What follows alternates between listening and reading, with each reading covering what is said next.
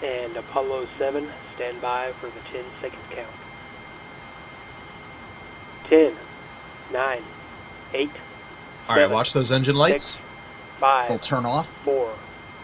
Ignition. There we go. Liftoff. Okay, so, yep, we have the liftoff light right there in the center of the screen. The Apollo disky at the top is velocity in 0.1 feet per second. Below that, vertical velocity in 1 feet per second. And altitude in 0.1 nautical miles. Additionally, at the very top of the screen towards the left, you can see our altimeter. It's reading off our current altitude. It'll stop at 50,000 feet though.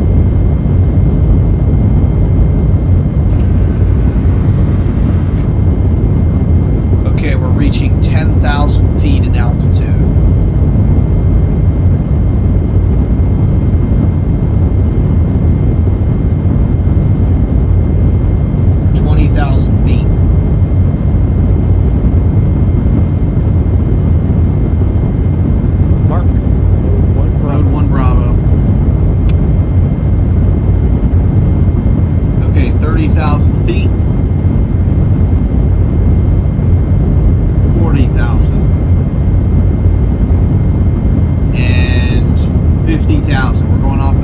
So now we got to read the disky. We're at 8.4 nautical miles in altitude,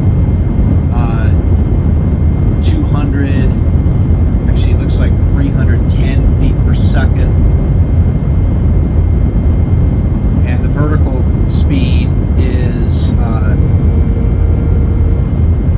looks like about 2,000 feet per second.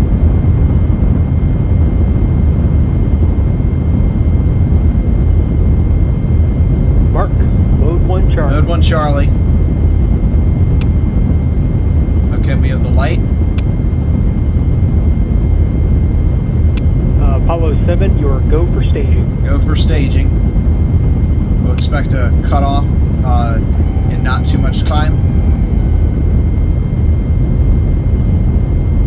Current velocity is vertical speed 3,000, about 3,300. Inboard engines out. Okay. Yep. Confirm inboard out. That's in advance of staging. There's cutoff staging. Okay, upper stage, S1C. We'll cue the computer over here to readjust.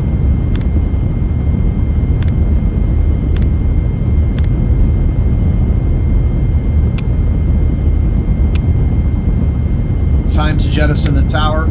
Stand by for a pyrotechnic explosion. There it goes. You're looking good, 7. We've just shot the launch escape system off. That means we're now mode 2.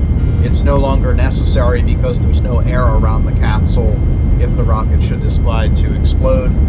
Current velocity is about 8,400 feet per second, going up at about 2,800 feet per second. And we're at about 64 nautical miles in altitude, right, we just passed the Kármán line a little bit ago.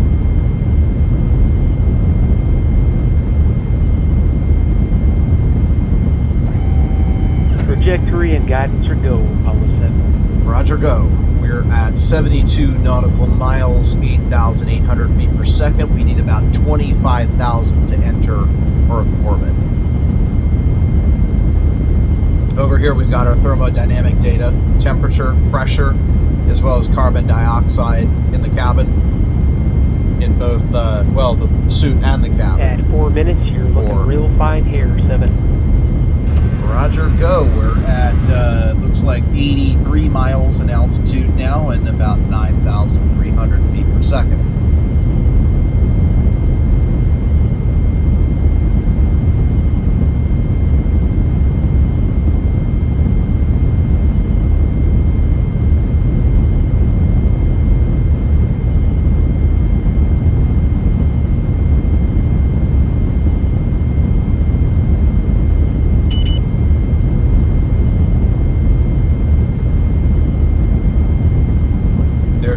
12,000 feet per second. For metric, this is 3.05 kilometers per second.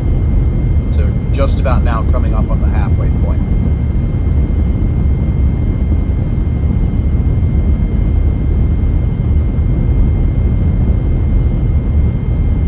Five minutes, Apollo 7. And You're looking real good. we're at Right on. 5 minutes, 5 seconds. We'll get a time hack later.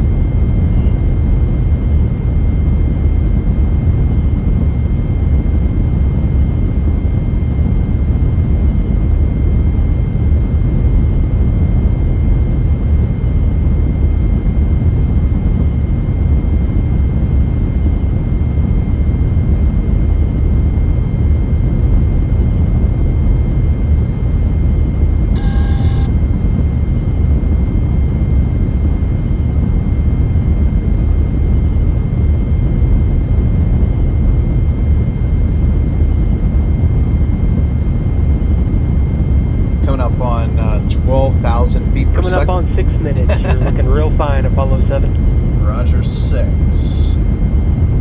Mark, 6 minutes.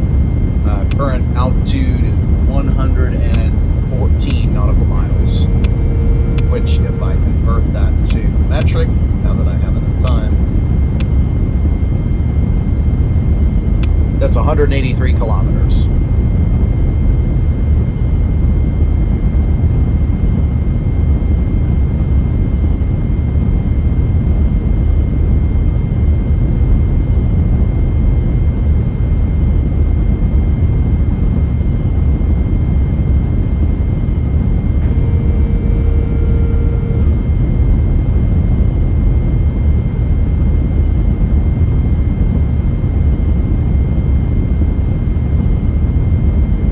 Up on 7 minutes. You're right on the old button. Roger, 7 minutes. Current speed is now 14,500 feet per second of about 25,000 that we'll need. And current altitude is about 122 nautical miles.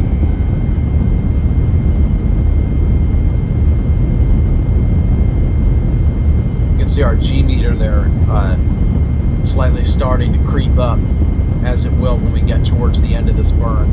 It starts off very slow, but it'll start ramping up, as will our speed in turn, of course, which is now 16,000 feet per second. They're just about 10,000 to go.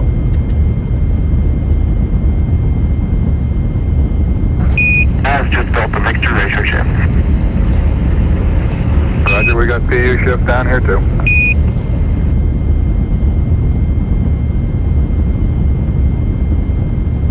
Checking the vitals again, CO2 in the cabin, and then suit and cabin temperature, and our fuel cells, which are still reacting, which is good, and our voltages are good as well. Apollo 7, guidance is go, and we see your step press and PU shift.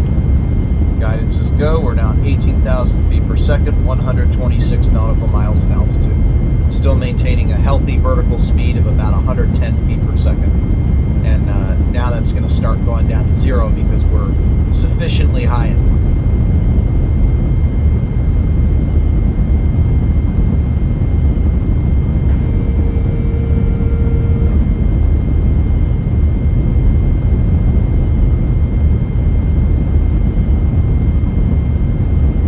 Okay, so our vertical velocity is negative. We're going to start losing a little bit of altitude right now. That's fine, because by the time it would have mattered, we'd be up to speed. You can see we're now over 20,000 feet 9 per minutes. second. You're looking real good, Apollo 7. And yeah, we're starting to really pull now. There's 21,000 feet per second. Rocket's getting close to empty.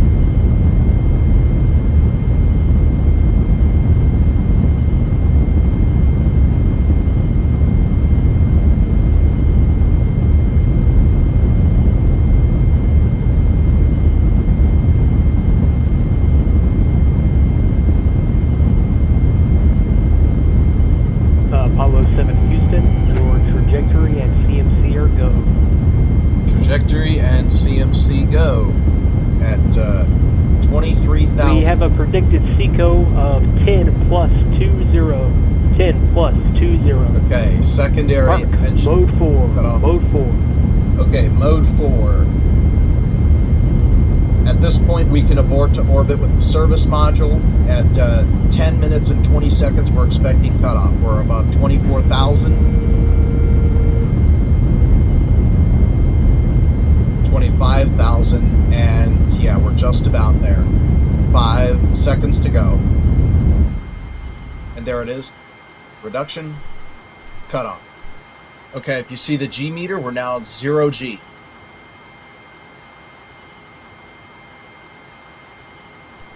And now we need to copy some Earth insertion information from the DSKY here. So we're at about 25,544 plus 12, 122.8 it looks like. And then 01504, 01226, negative 59 blank 59. Apollo 7, we have you go for orbit. Go for orbit. Copy, go for orbit. If you see the negative 59 space 59 means we're go for orbit. We're at an apogee of 160 nautical miles and a perigee of 122 nautical miles. Those were the first and second rows of the display. The last row was a code that we're go for orbit, and that was just confirmed by Apollo ground. 7, your S4B has been saved. Okay, S4B safe. That's good.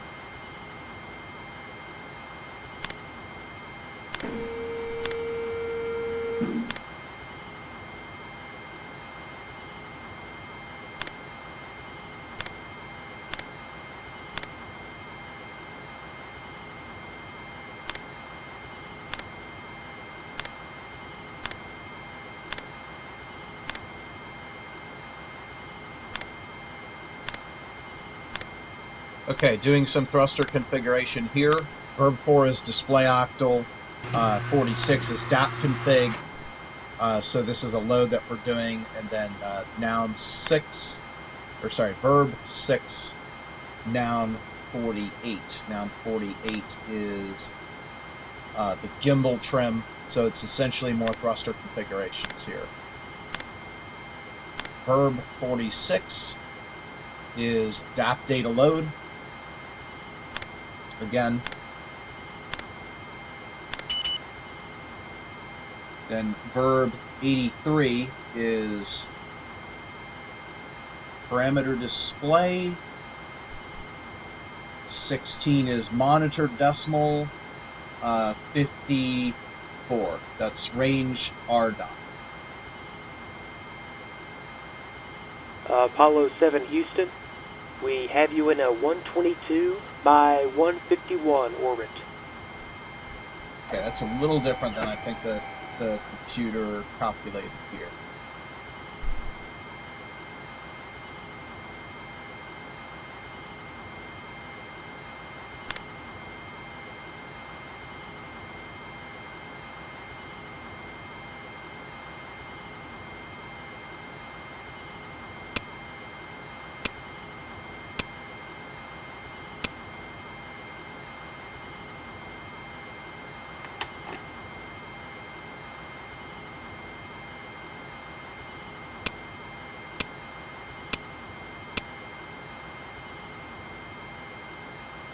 Just doing a little bit more service module RCS activation here. The abort mode was not needed, so the EMS we're turning off.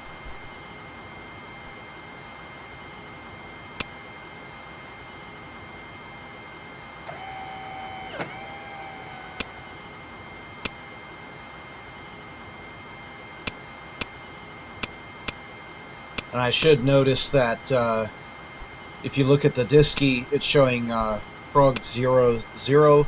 That means program 0. It's essentially idle background task. The computer's not doing anything right now. It's also known as poo. So if you ever hear them saying do a poo and accept, what it means is put the computer in standby to accept the load, and then accept is whether or not we're going to allow the ground to overwrite the memory of the computer's data registers.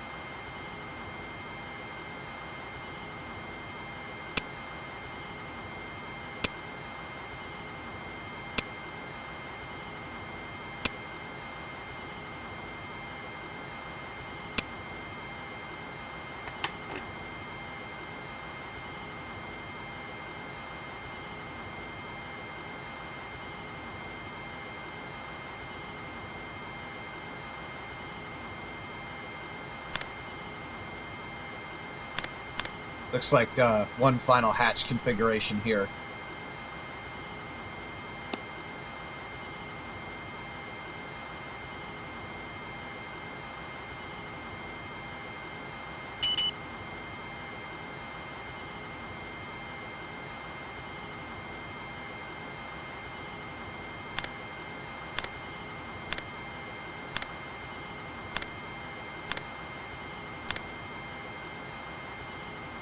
Okay, we're going to do something cool with the computer here. So verb 6 is display decimal. Noun 20 is display yaw, pitch, and roll in that order. And if you look at the... Okay, I'll give you a GET time hack at 17 minutes in about 20 seconds. Okay. So if you look at the black 8 ball, you can see we're at about 315 degrees pitch, right around 3 degrees roll, and about 180 degrees yaw. That's what that is indicating. So we got both analog 5, and digital readouts. 4, 3, 2, 1, mark. 17 minutes GET. Mark 17. The clock is running right on time, which is what I like to see. And Apollo 7, you won't need a CMC liftoff update. You're okay there. Okay, so no attitude update is needed as of now.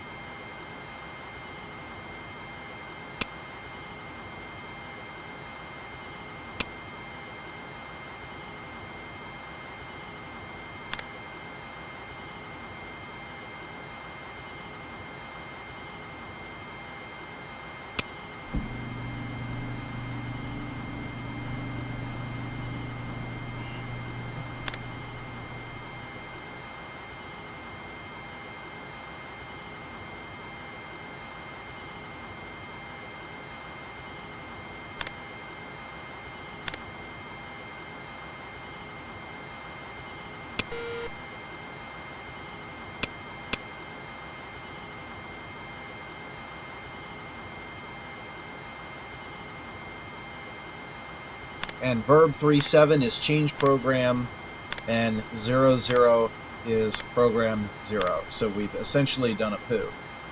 And at this point, I was planning to do 7 days more of the mission, which is just too much for me nowadays. So we're going to go to the Minecraft loading screen now.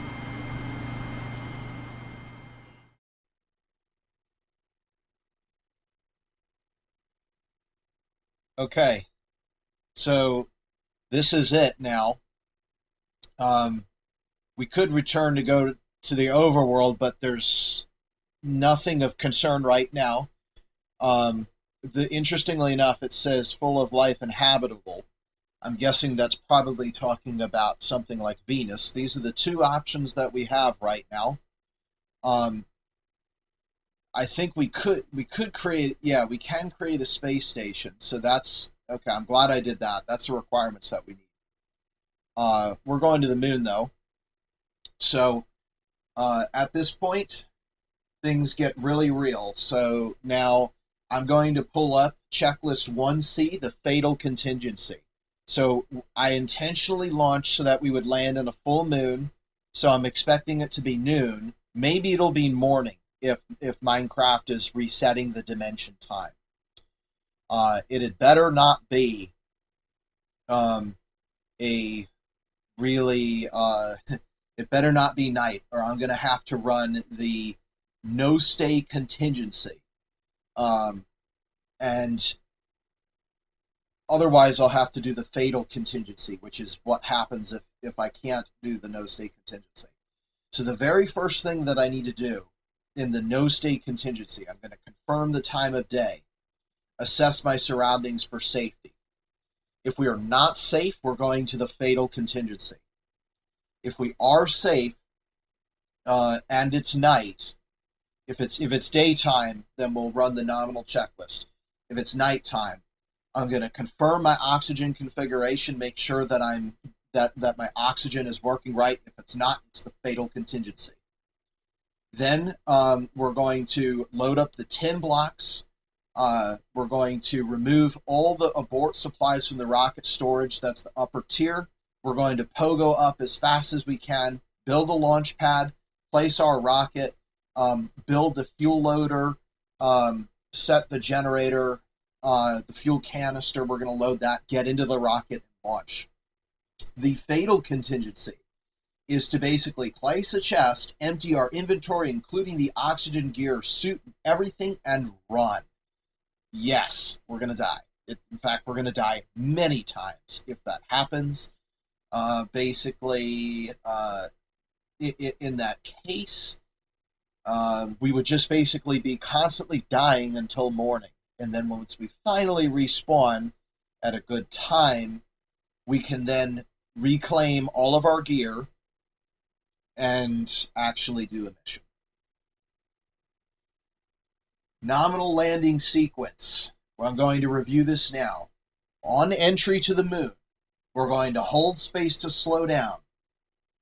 It should turn green and slow us down to -10 meters per second. We're going to keep holding space, and just above the surface, our speed should slow to 1.5 meters per second. If it's showing -1.5 meters per second, then our landing should be confirmed, and if needed at any time, we're going to steer the lander with WASDA to a flat landing site. Here we go. We are descending to the moon, preparing to hold space and use WASD as necessary. Holding space right now. Holding space. We are decelerating. We are at 3 meters per second. Entry velocity. We are at 750. Oh, this is going to take ages, isn't it? Well, I've already slowed down. Or have I?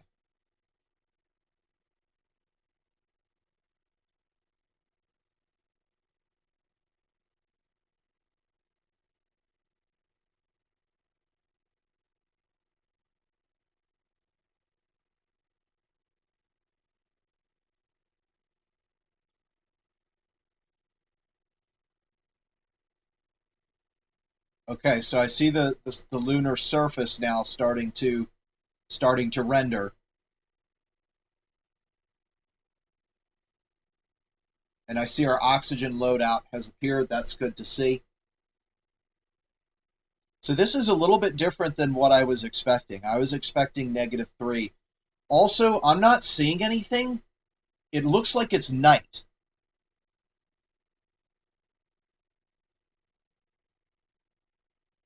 That would be really bad. I'm not expecting a night loadout.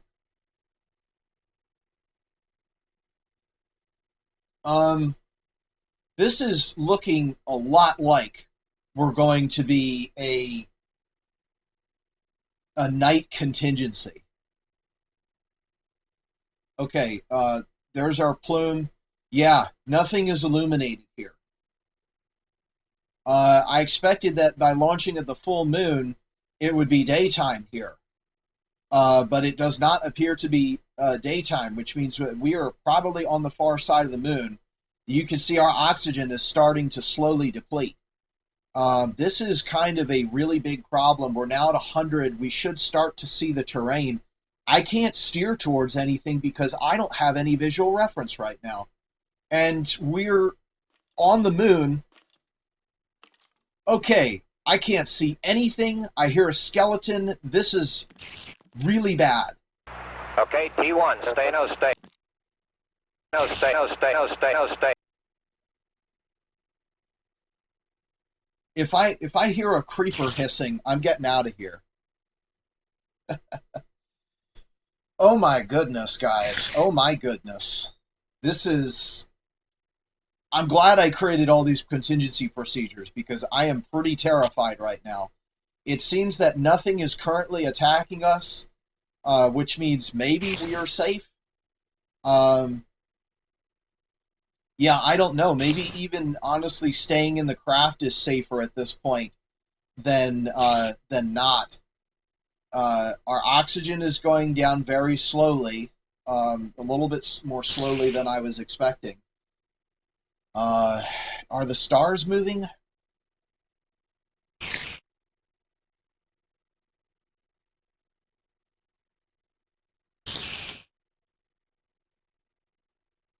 Because that's the next thing I'm gonna ask is if the stars are moving. Okay, I can see that spider now climbing up. The overworld is kind of frozen in the sky. The reason I'm concerned about the stars is because if the stars are rotating, that'll tell us how long we have until daytime. But I'm not seeing any rotation of the stars.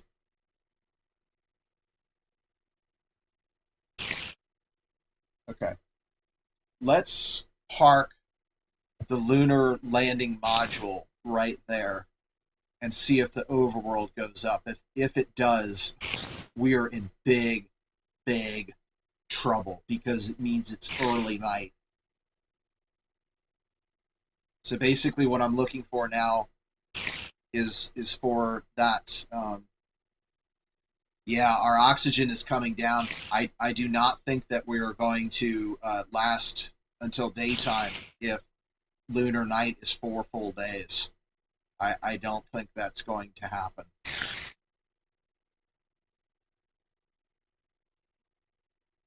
So the overworld does not appear to be moving. I'd expect it to be moving approximately 8 times slower, but I don't see it moving at all.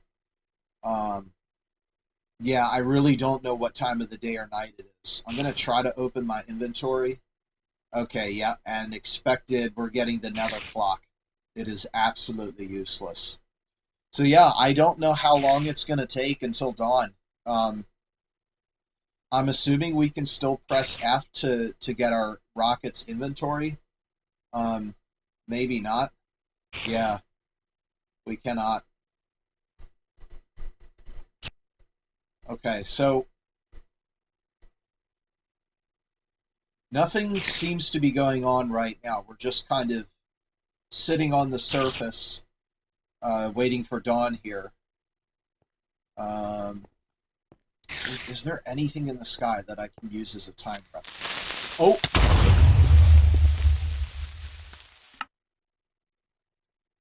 And there we go.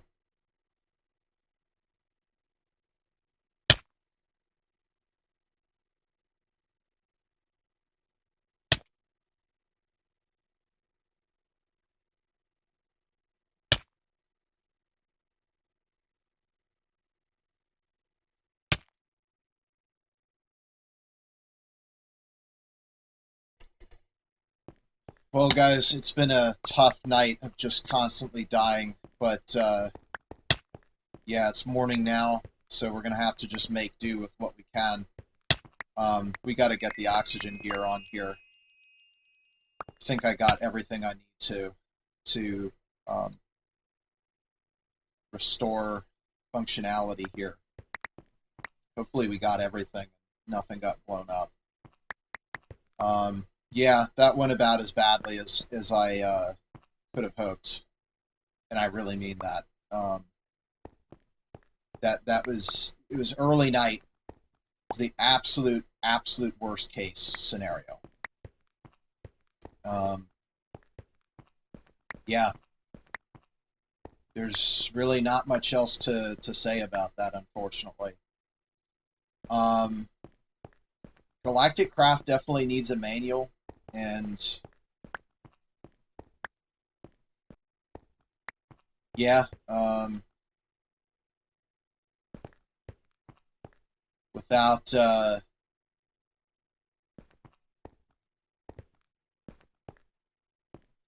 without the manual telling you what the expected behavior is, you have no idea. Yeah, I guess if I was in Creative World, I could have, in theory. Looks like we got just about the entire inventory back. If this was the Creative World, well, creative. That's cheating. That was kind of cheating, but yeah, if I really wanted to, I could have gone and creative. Anyway, okay, so it's morning now, so I guess we can continue on with the mission. So it's now morning. The surroundings are safe. There's Norsden Land. I guess we're south of the equator. It's upside down. Anyway, let's see. Confirm oxygen configuration. Well, we know we're good now, but we're running out. First step has very long ago happened, but yeah, so here's our footprints. And now we have a speech. We Norsden Landers from the planet Mobius have stepped foot onto our moon to demonstrate our freedom which is fought for. Fighting is more than violence. It is about overcoming the challenges and trials of life, such as persevering to the morning on the moon, working together to create a better life for all creatures. Now we need pictures of our footprints and of the landing, which I guess we're going to have to create a little platform for our landing. Where's the sun? Wow, that's cool. The funny thing is this looks like one of Robotnik's crafts. That's the funny thing. Okay, so I already have, this is the one I packed. Legend has it that there might be, yes, there is an inventory. I do get the rocket back. Okay, so that's the, yep. So I get the rocket, I get the launch pad, and I get the fuel back. So it looks like we used half of the fuel to do that. We're going to refuel everything. We got enough fuel to get back, so... Okay, barring the fact that we have died multiple times on the moon due to not having oxygen, we're in pretty good shape right now. So I'll get another picture here.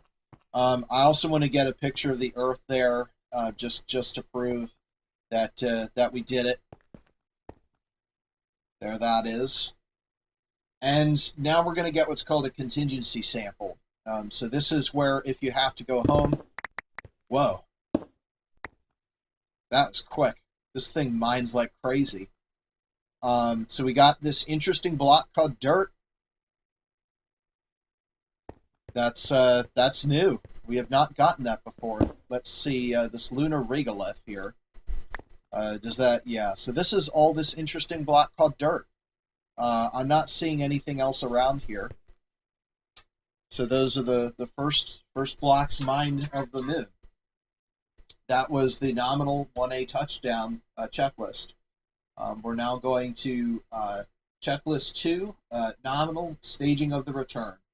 The first thing that we're going to do is select a good launch site to launch from. So this is an area where we're just going to build a cold generator and a pad to go to and from. We should keep in mind, let's see, we're probably going to want to launch from an easterly location. So that's this direction. That is most likely because of the launch, the fact that the overworld and the moon are probably going to be sharing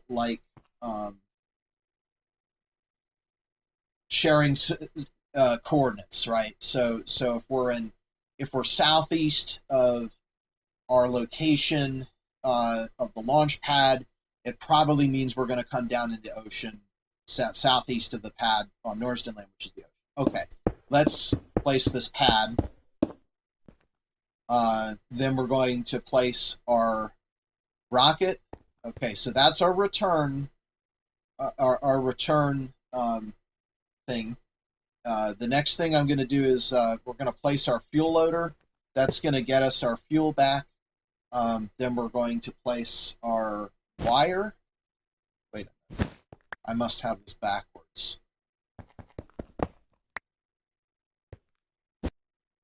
Not that. Fuel loader. Now the wire. There we go. I just had it backwards. And then our coal generator, which goes right about there. Okay. Now we're going to add some coal.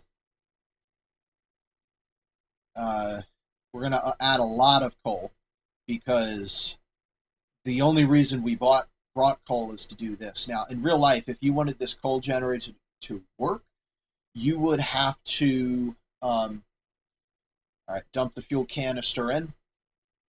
If you wanted to do this in real life, you would have to bring your oxidizer. But we're going to assume, so that's okay, so it's working. We're loading fuel. If not, we'll just use the solar panels that we brought. It looks like the inventory is still in good shape, so that's good. All right, so we're now generating. We should start seeing, okay, it says it's active, so are we loading fuel now into the craft? If I press F, we're still 0%. We haven't loaded anything yet.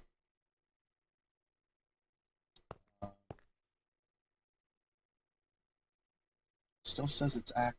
I'm not seeing fuel loading. Okay, there we go. We're loading. Let's see how much should be plenty. And yeah, that's still amping up. I just need to make sure I don't press space because we don't want to go home yet. Oh, there's my parachute. I should equip. I think a meteor has just struck the surface. I felt a vibration. I don't see it.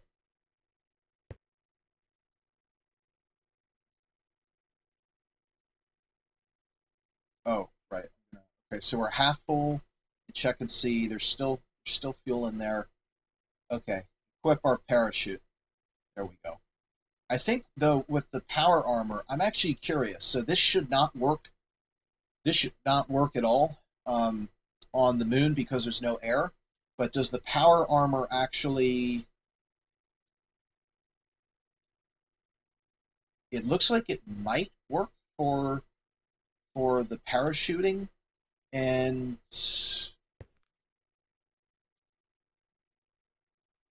Okay, so that's an arc.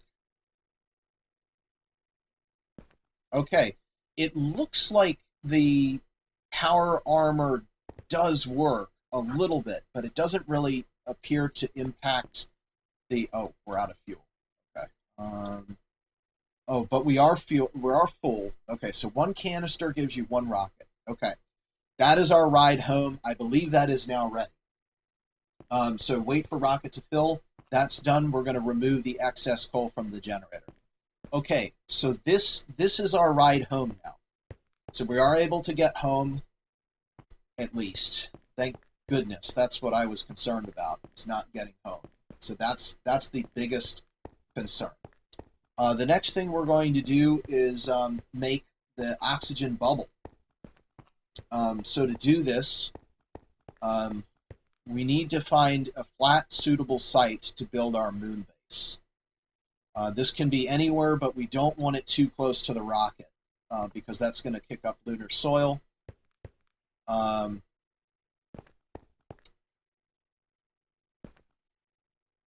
To be honest, I kind of like the idea of right about here. We can collect all that lunar regolith there. And let's see. This dirt stuff. I'm surprised it doesn't say it's called regolith. I guess, can I use a shovel on that top soil layer, because the top is kind of different than the rest of it. Okay.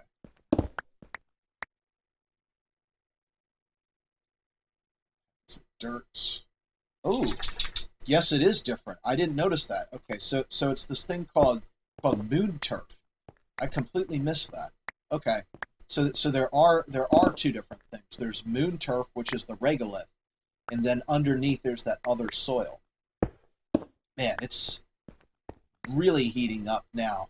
So it's let's see, 9-10 a.m. So I think I looked at a lunar surface temperature, and at about this time, actually that's close to 8. I think at about this time it would be pretty close to ambient. So it's actually not too bad. This is also, I think, close to the time that the Apollo astronauts landed here. Well, not here. This is, but yeah. Okay. Let's put our moon turf down. Right. And we can do more landscaping later. I really don't want to waste time here. That'd not be good. Okay. So what are we doing? The first thing we're going to do is put some solar panels. So we set the base up on the Earth, on Norsden Land, and so let's make that our launch pad. This will orient us. So we had the first set of solar panels down on this end. And we need solar panels. So I'll put that single block to market. Yeah, we need to get that stuff out of there. So interestingly enough, we have the Earth over there, so that means we're pretty close to the limb. We're actually not dead center on the moon. Maybe that's why it was night, was because we didn't land fully on the near side, but we're close to the line between the near side and the far side. Okay, copper wire, we're going to need that. Oxygen collector, we're going to need the saplings, some oxygen pipe, and our inventory's full. The bubble distributor. That should be good for now.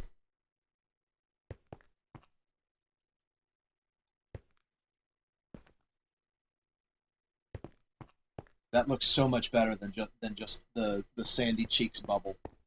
Okay. I wonder, can I? Yes, I can break that without a pickaxe. But can I break this? Yes, I can. Interesting. So I can break that stuff without pickaxes. Yep, that's the right side. Okay. So this is going to be one extreme end of the base. So we'll put a solar panel there, and a solar panel as soon as we can on the other side, so that'll be there. We'll fork this off. And so there's our generation. So this is going to lead to an oxygen compressor that we can use to recharge the thing. Okay, so an oxygen compressor is the first thing we want here. Or wait a minute, is it the collector? No, the collector's further out, so the compressor is first. Okay. And I forgot that. Check at the time, we're doing good there. We're about 1/3 of the way to losing our oxygen tanks. I do have, let me get that right. I do have an emergency, there it is. This emergency tank, we'll use this to get home if we can't set things up in time. Yep, there's the oxygen compressor, so we'll take that. We're also going to need some dirt. That's going to mark off where we put the farm.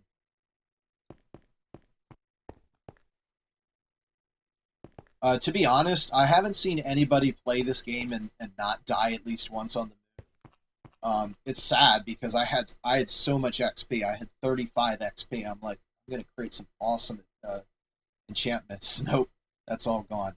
Okay, so let's see. Our oxygen compressor, yes, that's the first thing we wanted. So I can place that there. And then on this side, we're going to place our oxygen pipe here. And so now we're going to need to figure out where the center of our oxygen collector is going to be. We're going to need to do a 9x9, and it can't be underneath the solar panel. And we want it to be centered here to minimize our electrical distance here. Okay, so this is probably the first, yeah, that's the first block that's not inside there. So this is, let's see,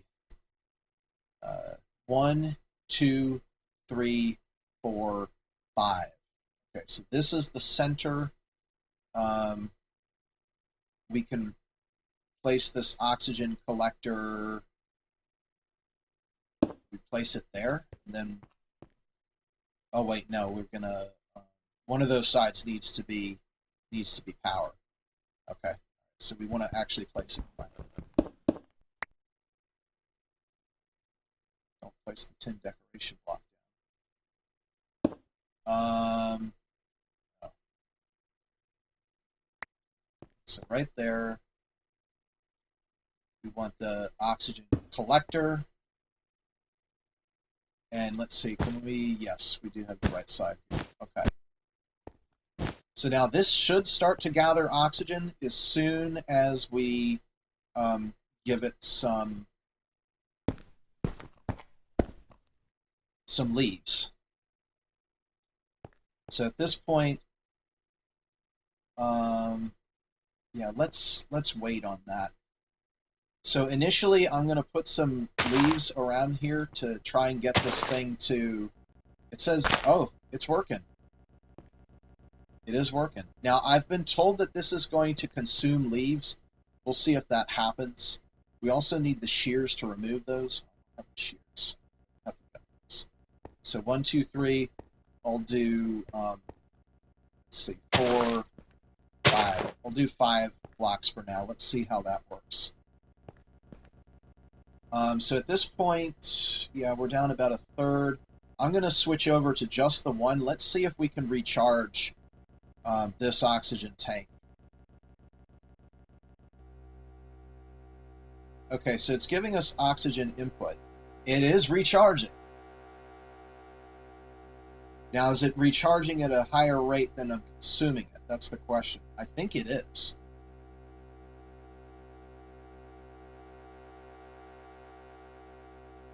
I hear it.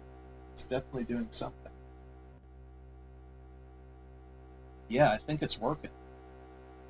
Okay, but it is slowing down. Okay, this is fully sustainable except for the leaves. We'll have to see if the leaves get consumed. So is 250 a full tank? Or is it two? I guess it's 270.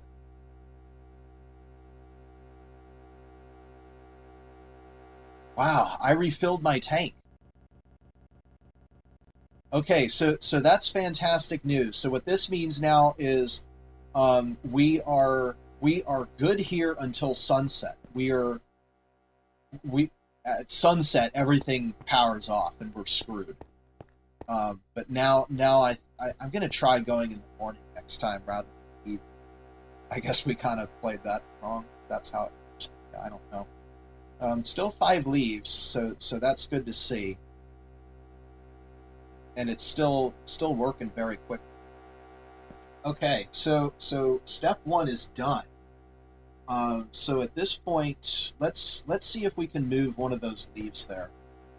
Yeah, that's going to take some time. I can't believe it. We're now fully sufficient here. Yeah, and that's just barely gone down. So yeah, the only thing that stops us at this point is night. That's really good news. So we're still in checklist 3, the bubble distributor. So we want shears, and I think, yeah, we want the rest of the dirt. I think that's the next thing we're going to do is make some dirt. Make some dirt? Yeah, make some dirt. That's crazy. Okay,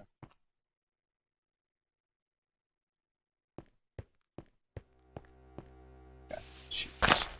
Yeah, I really should have done that that first contingency. But, so the second contingency, what I did is I made a new procedure. Once I respawned, I ran so fast away from everything. I dropped everything and only came back in the morning. Anyway, Okay, so there's our 5 leaves back again. If it consumes these, I'm wondering if I shear them all and then replace them all, is that going to like somehow reset the clock? Amazing. Full resupply. Just like that. Incredible. Well, this is working fantastic. Okay, so on top of this, we need to put a single dirt block. That is for that's for the water. And then let's do a bit of moon turf there. And so now this is the actual farm here.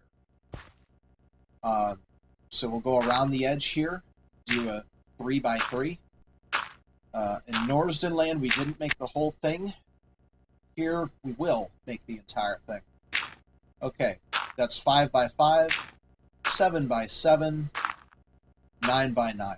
1, 2, 3, 4, 5, 6, 7, 8, 9. 1, 2, 3, 4, 5, 6, 7, 8, 9. 1, 2, 4, 5, 6, 7, 8, 9. 1, 2, 3, 4, 5, 6, 7, 8, 9. Perfect. Just fill it in. So I might take this opportunity, if we look at the leaves there. This is from Autumn Woods, brought to the moon. Amazing to think about that.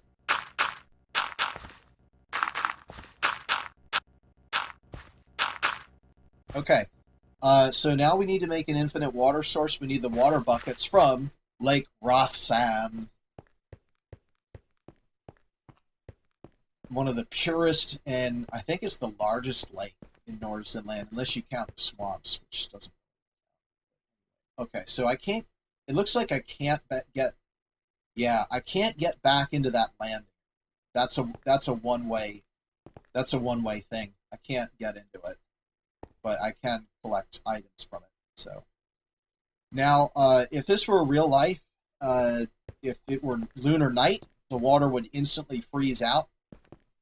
If this were lunar day, the water would immediately start to boil pretty explosively. I would imagine. But this is a game, so.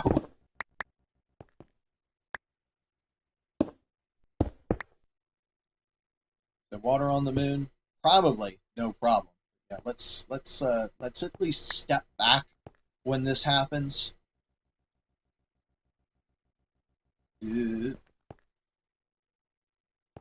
so it doesn't turn. Maybe it turns to ice. I don't know. But anyway, let's drop the other one, and yes, we've got an infinite water source. I am going to name this infinite water source Rothsam's baby. Because it's water from Lake Rothsam. Okay, there we go. And just make sure water is a premium resource on the moon. There we go. Some you know what? I could fill one of those craters and we could make like a little pond there.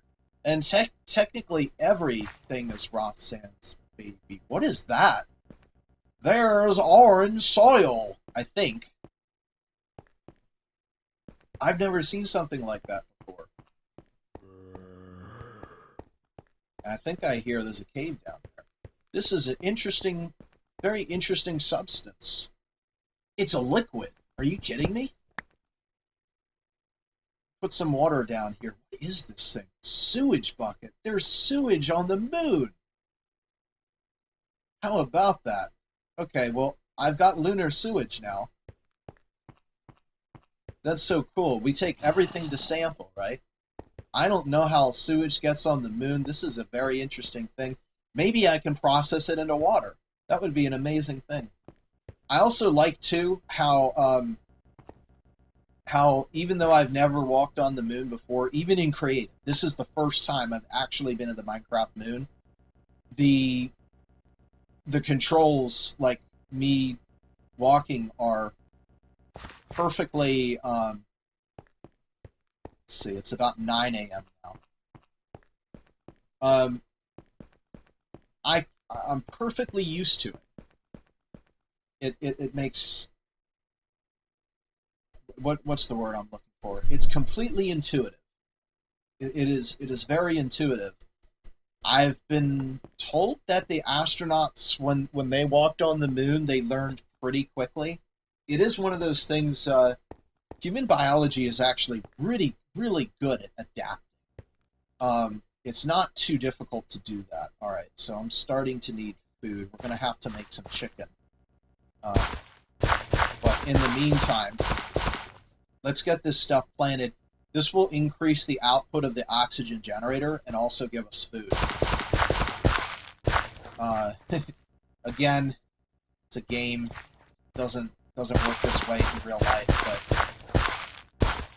but there's not really any good option for starting a lunar base other than doing everything in hundreds of lunar days, and ain't nobody got time for that. Heck, I've put this off for the longest time anyway. I've been working on this world since 2013, and the purpose of Norsden Land to Neso, well, I guess I can finally let the cat out of the bag now that we've made our first landing on another world. Norsden Land to Neso was, from its beginning, a space adventure. What is Neso, might you ask? It is the outermost moon of Neptune. So when we say Norsden Land to Neso, what I'm really saying is ground to the end of the solar system. That is what Norsden Land to Neso is.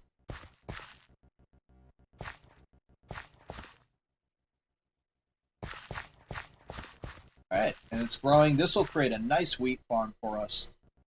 And it's funny, I think I'm like, oh, I should build a ladder. No, why build a ladder? I am forgetting. Okay, let's see. How's our area? We're doing fine. So, this is decreasing so slowly. No, that's right. We're not going to survive tonight. Just go home. Alright, how many leaf blocks we still got here? 1, 2, 3, 4, 5. Interesting. Output is 76%. If I add another leaf block, does it increase the output beyond 76%?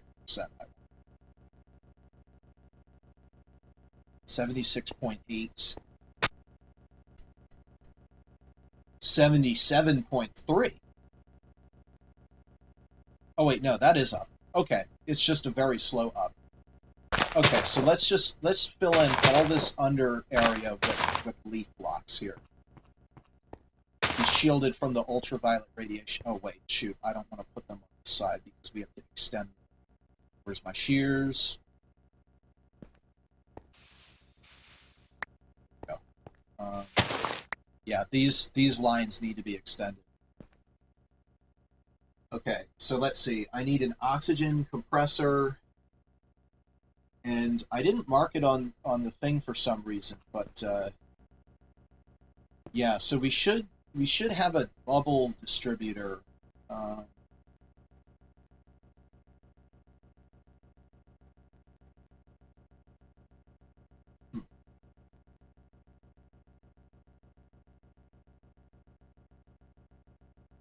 I guess I could switch the circuit up here, turn that on. So let's see. I have to be careful about this though, because if we put too much demand on the circuit, we're going to have a fire.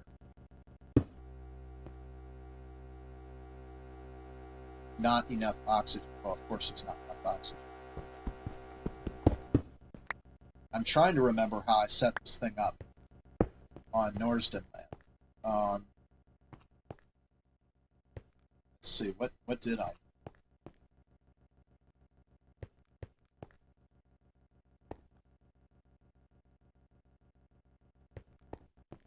Well, it makes sense if we... Yeah, it would make sense if we put it in between there. The only problem with that, of course, is Well, the oxygen bubble wouldn't be available to us.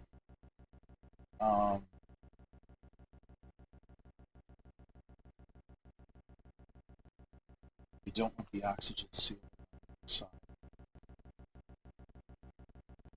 Okay.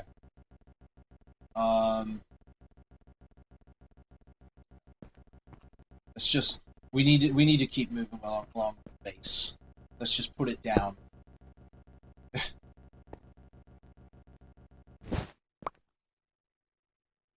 Put it down in the right orientation.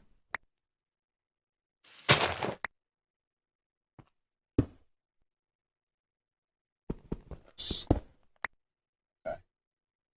All right. And hopefully there will be no fire. No fire. Fire. Okay. Yeah. I think we're good. There's our oxygen bubble. So this will allow us to actually take our mask off. Once we're inside of it, yes, we are. Okay, so now can I?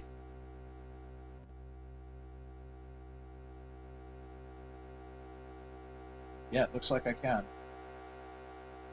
And now if I do this, does it? Yeah, it still works. And no fire. Okay. Well, you only need one square for it to work. It doesn't have to be a gigantic area, so.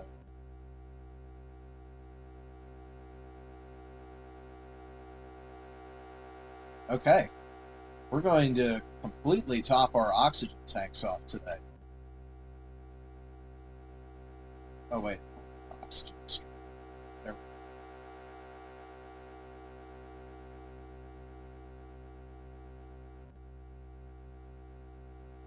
We're in pretty good shape.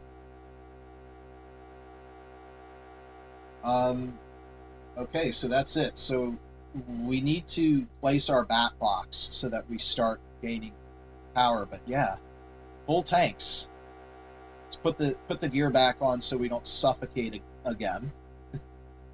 All right, good. Now we should be able to step out of the bubble and be all right. The only thing that I'd be worried about is stomping on those things. So when harvesting, I should probably land on the solar panels. All right, we need food, and we need the bat box. We need to place that thing, which means we need to start putting the foundation of Moonbase down. We're looking for a 5x5 grid to start at least. I'm surprised I haven't heard of a meteorite in a while.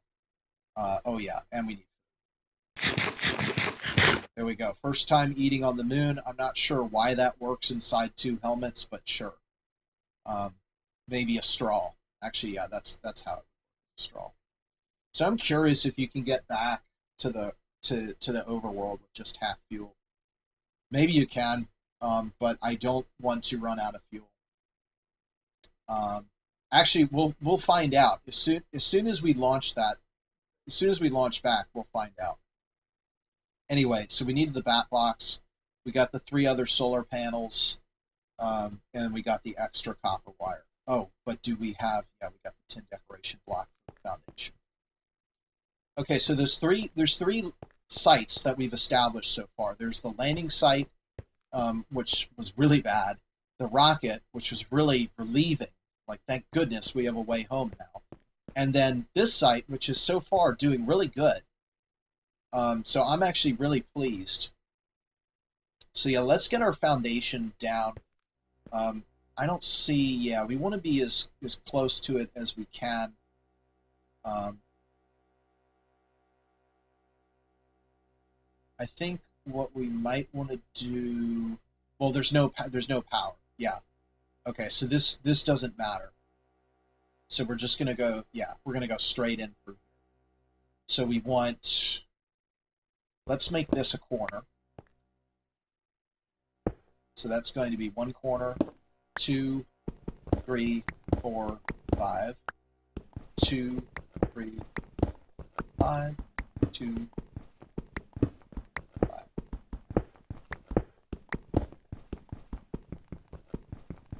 Oh, that's the tin decoration block.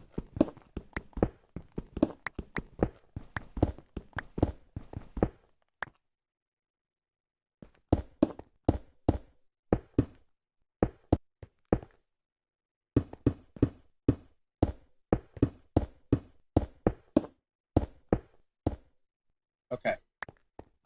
So now we've got that done. So at this point, this is where our oxygen pipe is going to come into the facility right here, which means we need and we don't have it, sealable oxygen pipe. Okay. We can at least do this. So we know that should be okay. We'll put the thing there, and then now we do more copper wire out.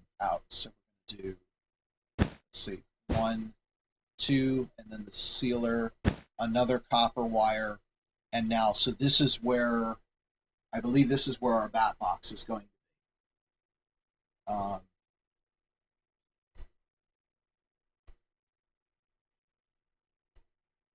Yes, but now I just realized we're going to need to switch the circuits up, because the oxygen collector has to be on the nighttime circuit.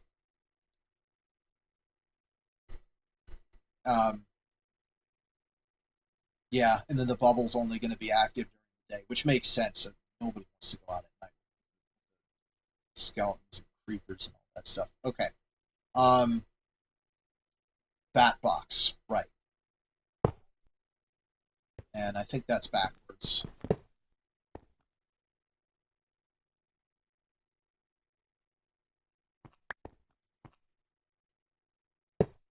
Okay. Now we do 3 more solar panels.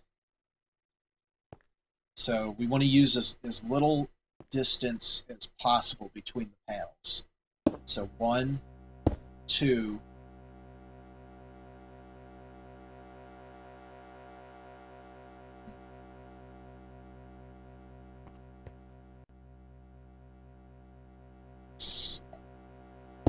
great.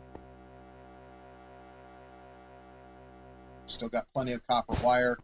We'll get these guys together here. Ooh, that's cool. It actually tells me the output. So 120 volts, 200 kilojoules. Oh, no. There's a fire already?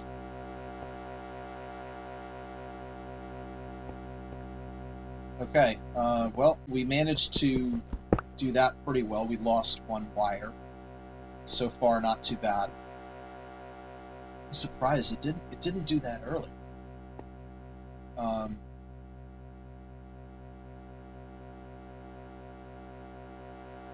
Hopefully that's enough to power it. Okay, we need those sealable items now. We're gonna have to figure out how to make that work without causing another fire. There it is. Sealable items, and just grab.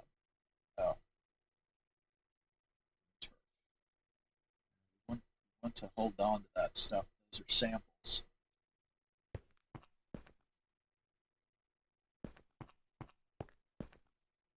Still 9:10 a.m. The temperature on the ground would probably be about 100 degrees Fahrenheit at this time of day. All right, let's see. Sealable oxygen pipe. Oh, I think I just saw a leaf disappear. Okay, now here's the question. Is this stuff harvesting?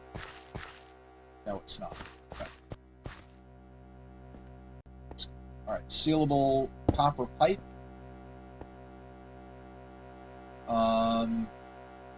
And then we need the oxygen seal.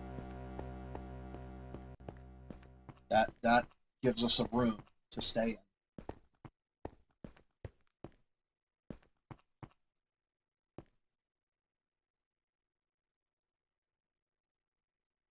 And at some point we'll figure out how to use an electric furnace, but right now I'm a little bit afraid of. I really don't want to fire. Technically, outside it wouldn't fire; it would just melt. It would melt, and the rubber stuff would pyrolyze. I think this is the one. Go, no fire, please, no fire. It says it's disabled. Okay. Alright, so it's unsealed, so now we should be able to make the rest of our moon base, so that we need, let's see, we still got plenty of tin decoration blocks. We need some glass, because I want windows.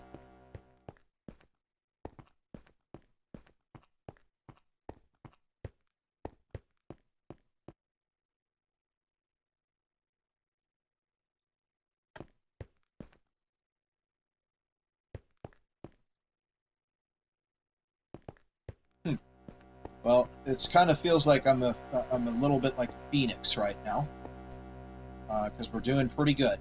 Life on the moon is pretty good right now, gotta say.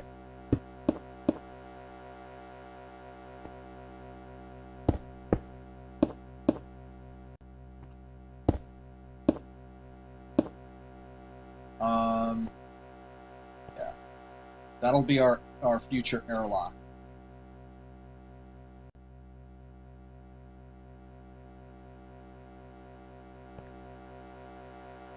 I think moon turf is really easy, so we'll use that as our temporary airlock until we craft one. And you might be asking me, Dr. Aeronautics, why in the world did you come to the moon and not make an airlock first? And the answer is because the materials you need to build an airlock are not available on the Earth. You actually have to come to the moon first in order to do that.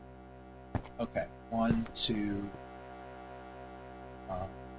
3. Sure, we can break the glass. I wonder if I smelt some of this lunar regolith, does it make glass? Because it would in real life. Let's see. I think we got enough tin decoration block to do the top, but let's not chance it.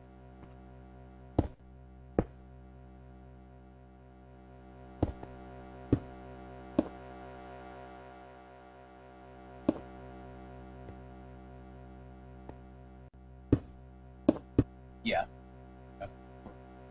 So I'm gonna do. This will be the roof.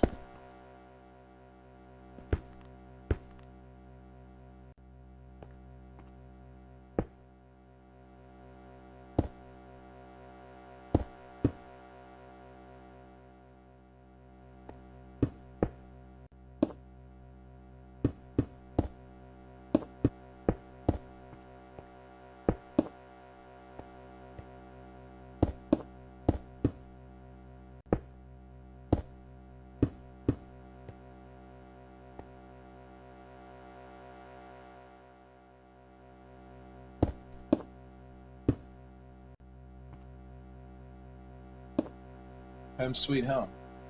We're sealed. Does that mean it's safe to take my mask off?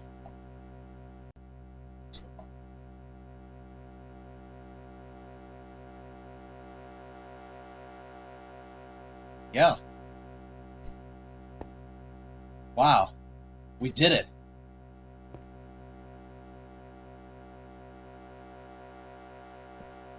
So it's about 9 to 10 a.m. Amazing. So this is it. This is the start of our fully livable base. We'll make it bigger. This is just stage 1. I think what I'll do is I'll add another oxygen distributor in the future. That'll make us able to build it bigger. For the time being, though, let's see. We would need to make an airlock in order to have that get fully sealed. Can I actually? Yeah, let's turn that off because this will actually help us charge the bat box faster while we're not here. There's no need for that. That's why I was trying to get as much power as possible into the bat box, because the battery is for lunar night. I'm guessing that if we can't get any more into that, then we're going to need to make a separate panel and a separate bat box to be able to store the energy. And I think I tested it. One bat box I do not believe is going to survive one night on the moon.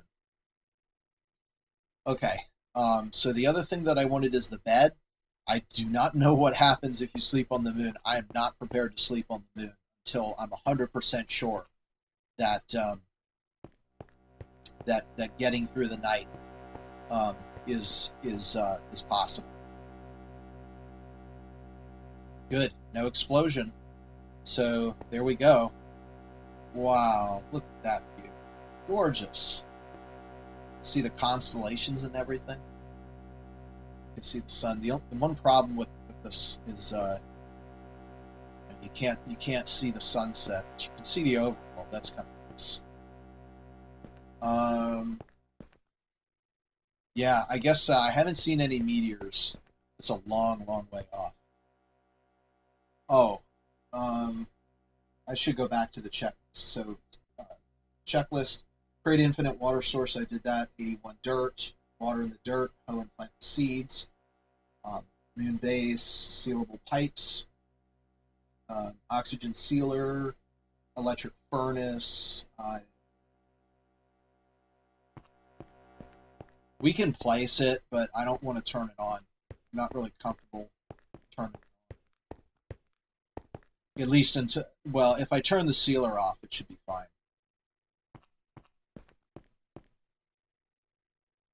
And then, yes, I got the glowstone. The glowstone is the only way we're going to be able to get light at night because torches do not work on the moon. It's plugged in? Yep. Okay. Still charging? Yes, we're still charging. Okay.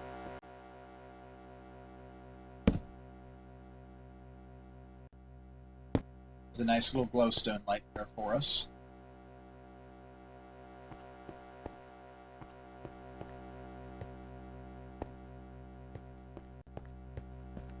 Oh, I wonder if I seal the oxygen sealer, does a torch work? I'm curious. A torch should work in theory.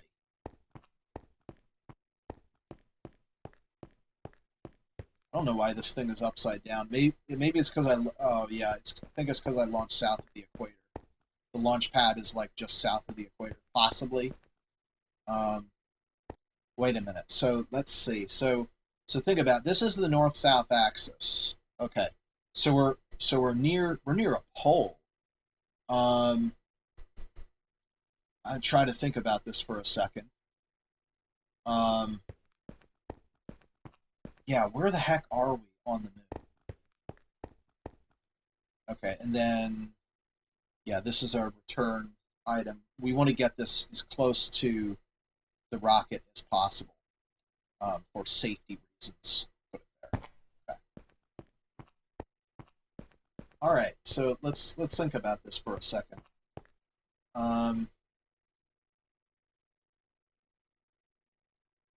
If the South Pole is up on the Earth, then it should also mean the collinear thing, South Pole on the Moon. So, see, does that make sense? Yeah, it does. We're near the South Pole. Okay. All right, so now I understand where we are. We're near the South Pole of the Moon, close to the really dang close to the face of the window. Okay, I can actually bring up Google Earth Moon right now and look it up. All right, I got a chest. Yeah, it's finally time to start offloading some inventory here.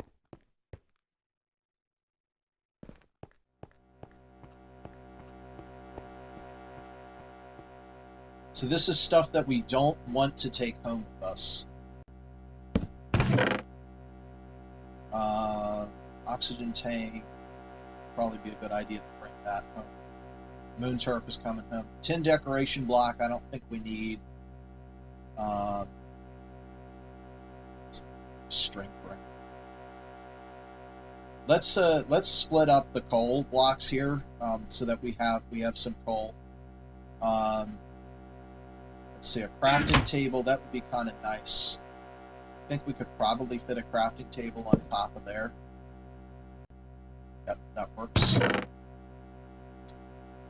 Let's see, the coal, that can also split, I guess.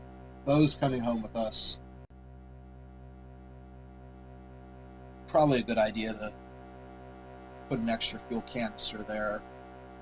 This is all coming home with us. That's lunar dirt. That's coming home. The fuel canister's definitely coming. Let's see, white stone. It's part of the countdown. Water bucket. Yeah, we can leave that. Sewage is coming home. The leaves can stay. Copper wire can stay.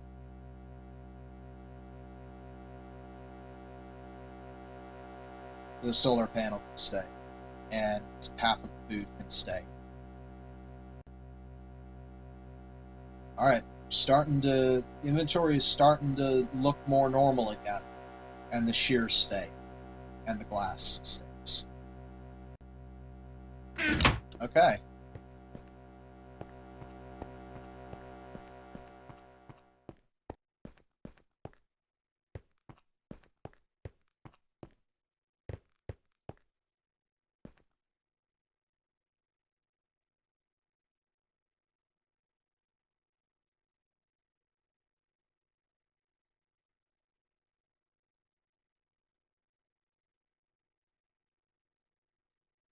Well, it's probably a good idea. Yeah, we should empty this thing out completely.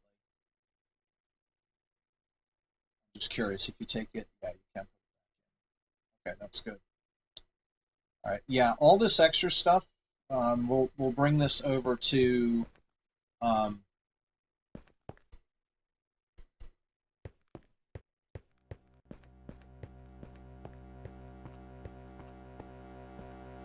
our chest here. And this will just be an extra emergency, like maybe something happens to that rocket. This will be yet another emergency coping mechanism to get back.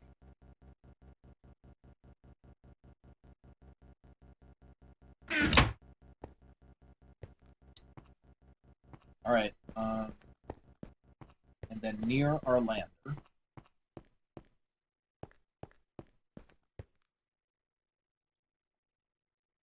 Let's see, some moon turf. Use that. Let's do 9 by 9.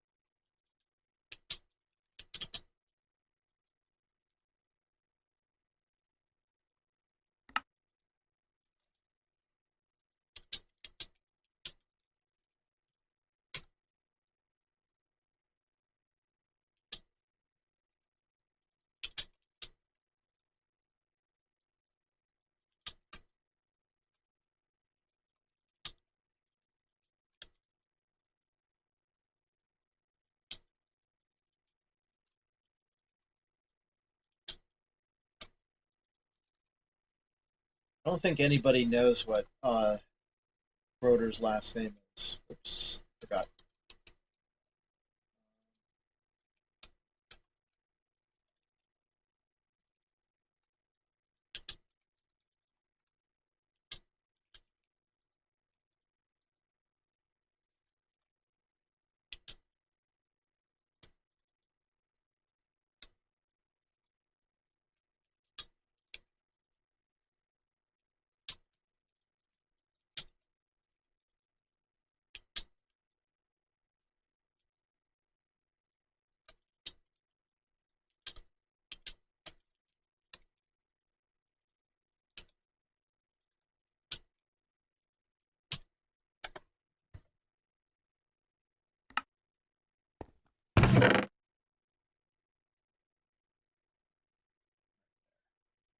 It's right in this back center.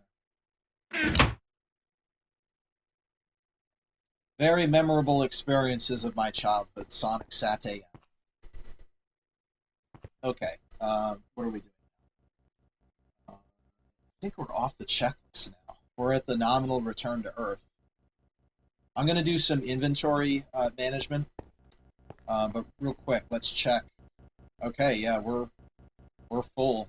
Battery is full.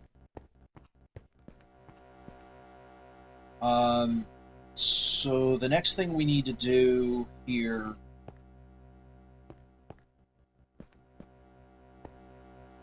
We're going to need to change the circuit that this is running on. Because at night, this side will shut down because it doesn't have the battery. And would have really been nice to make a second battery, but unfortunately that's not what happened. Nothing we can do about that now.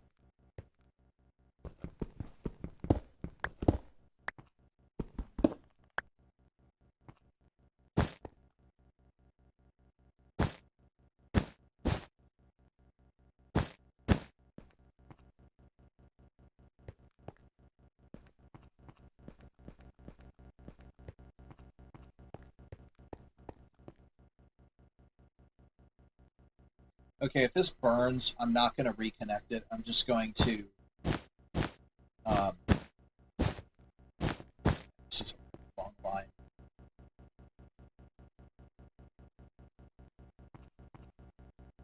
Oh, yeah. Yeah, we're going to have to go under my Moonbase.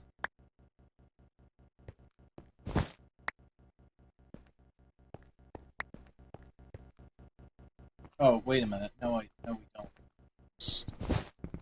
We'll just go under. Just bury the cable.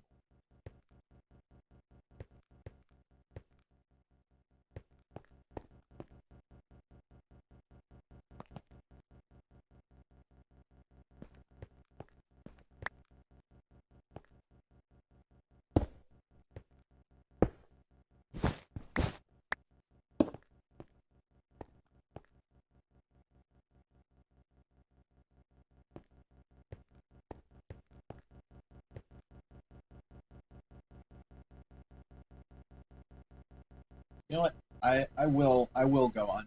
It pretty much goes right exactly where the Moonbase is. So guess what? We're going to dig the first tunnel on the moon.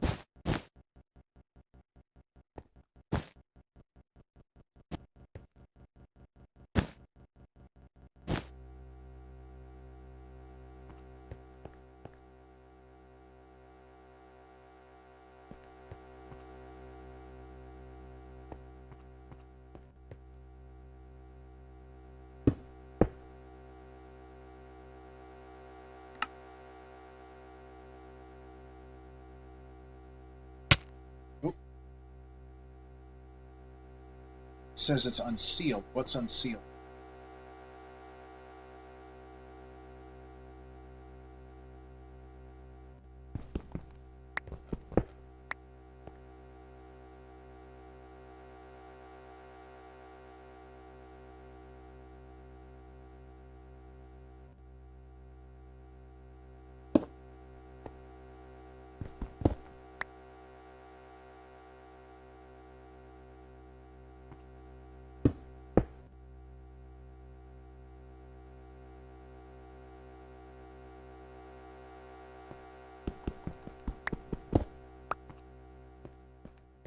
too much power? Is that what the issue is?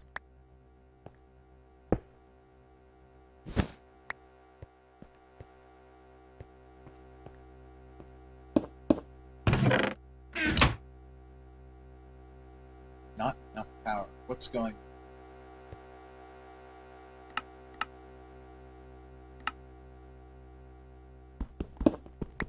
How's there not enough power?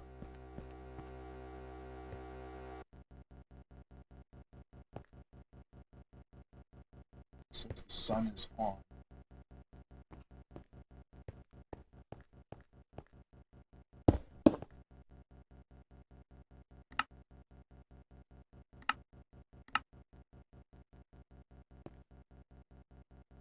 See, some weird like this happened last time, where, like, something very similar on Norsden Land. That was working just fine until I connected that. So if I just get rid of that extra line, is that then going to be okay?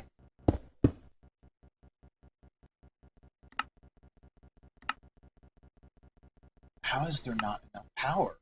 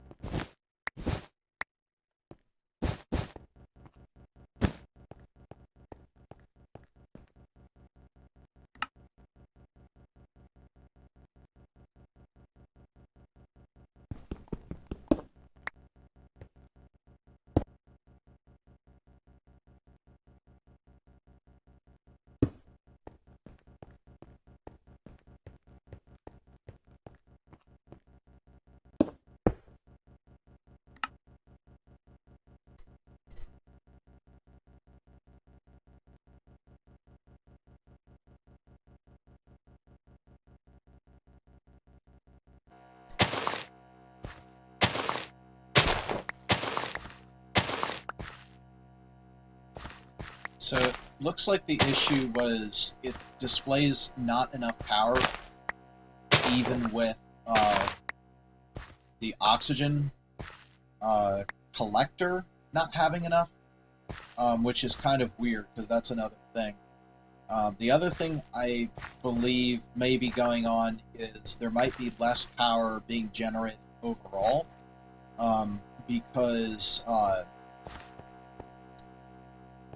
as I understand it, the oxygen is only produced by grass that is in the process of growing.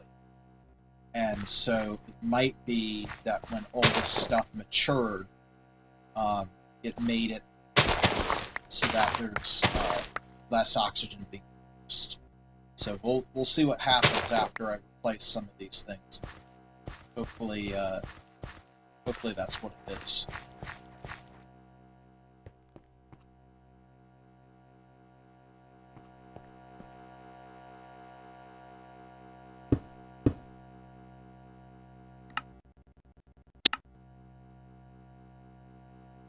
Yeah, that doesn't seem to be it.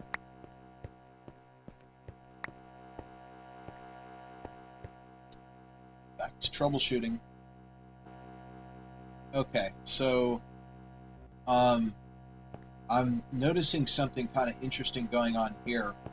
The solar panels over here are not very high, which is strange because, you know, the sun is at about 10 a.m.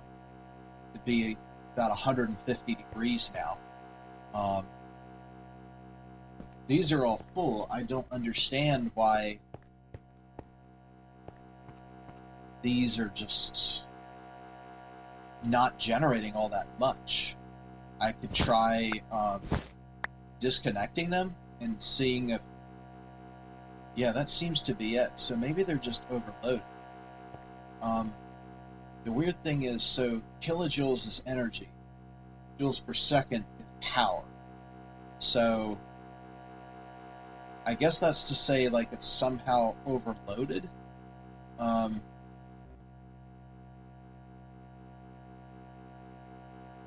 I guess that's what that's saying. So we can try to let that recharge and see what happens once it fills up.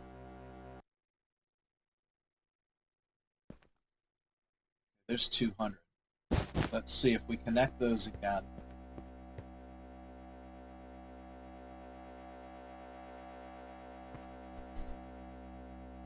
Let's stay in about 200. Let's stay in about 200. Oh. Strange. Okay, and our oxygen output on the sealer is going up, which is good. But it's going to level out again. I understand why it's doing that. It's like everything's set up exactly the way I expected. And then when I made one tiny little change, suddenly everything's broken. I don't understand why that happened. I started digging that tunnel. You'll notice I got rid of the tunnel because I thought, okay, maybe that was part of the problem, because that's when it started. Okay, so that was really weird. It sealed almost immediately. This time I tried removing the oxygen pipe, the cable, the crafting table above it, and removed and replaced it. And we're now sealed, so I'm not sure.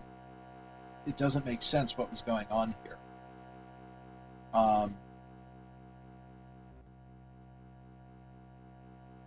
The only thing that's different now is the crafting table. So I just don't get it.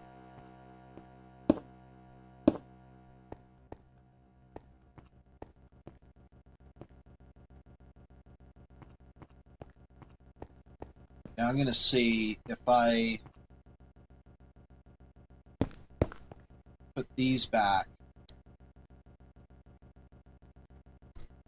to the compressor and the bubble distributor, beginning to, that's still going to be okay. The compressor I need, because it recharges our oxygen.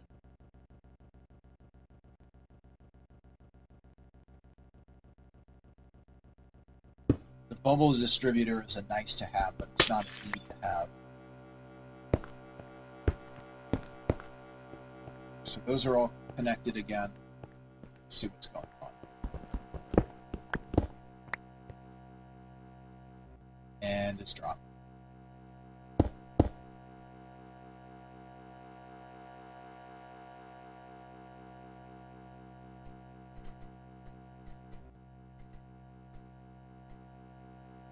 Question is, where does it stop? If it stops before it empties out, we're okay.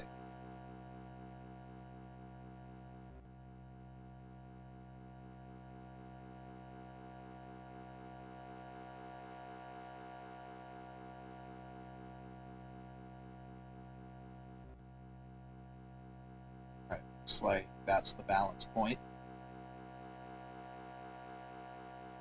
Alright, that was really weird. But I think we're in good shape now. Still got to get that line though.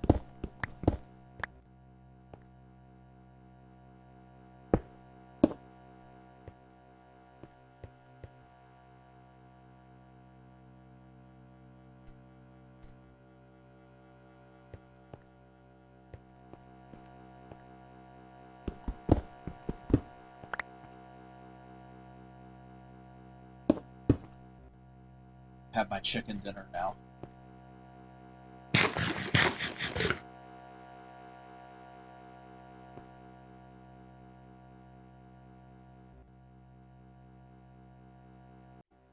Okay, so I finally think I figured it out. So what I did is I actually made one long circuit. By distributing the electricity generation, it prevents the current from getting too high on any one specific node here. But so we've got two, then we've got the compressor, the bubble distributor, which is, I think it's working. If I take this thing off. Yeah, it's working. All right, and then we've got the oxygen collector, which is that is consuming leaves as expected. So I'm just going to continue plopping those down. Now that we know where the wires are going, just put a whole lot more there.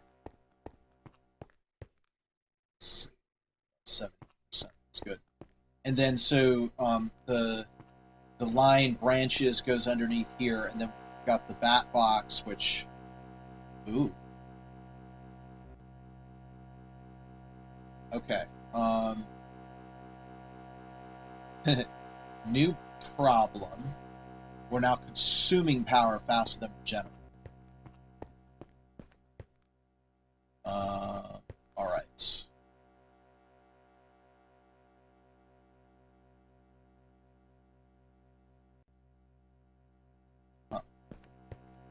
Even with 5 solar panels. So that's going to run out.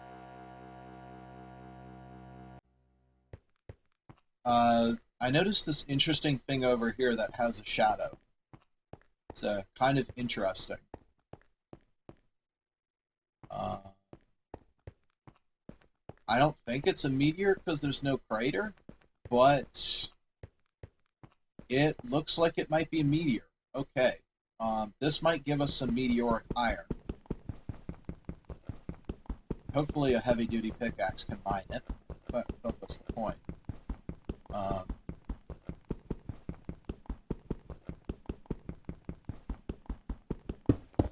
Not a diamond. Looks like we're going to get it. Okay. Yep, we've got 1 raw meteoric iron.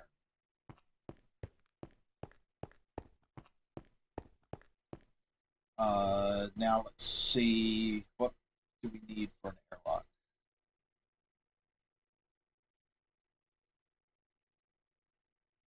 Oh my goodness. We need, so that's 1, and that makes 2 frames. We need 8, so we need to craft this 4 times. 4 times 3 iron, so we need 12 of those just to make an airlock. Oh my gosh.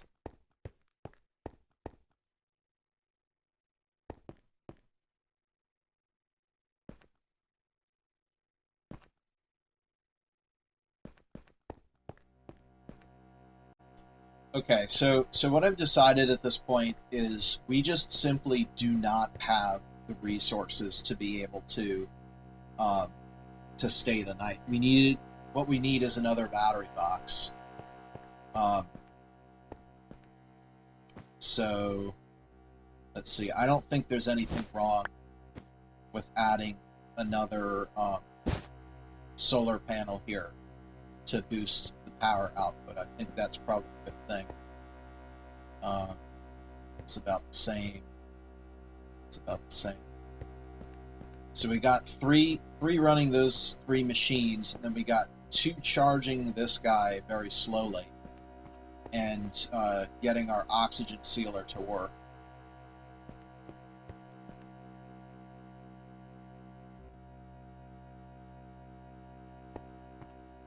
So I think what I'm going to do next time, we know that three solar panels going into the bat box is going to cause an issue. We know that's draining stuff. We know power is going to be draining out of here, but there's not really going to be much power using this line. Current is really going to add in there.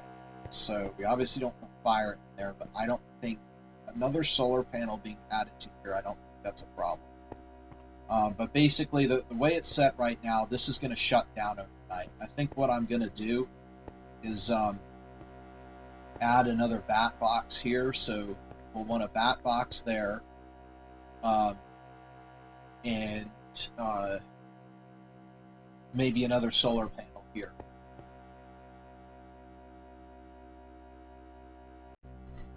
So it's about noon,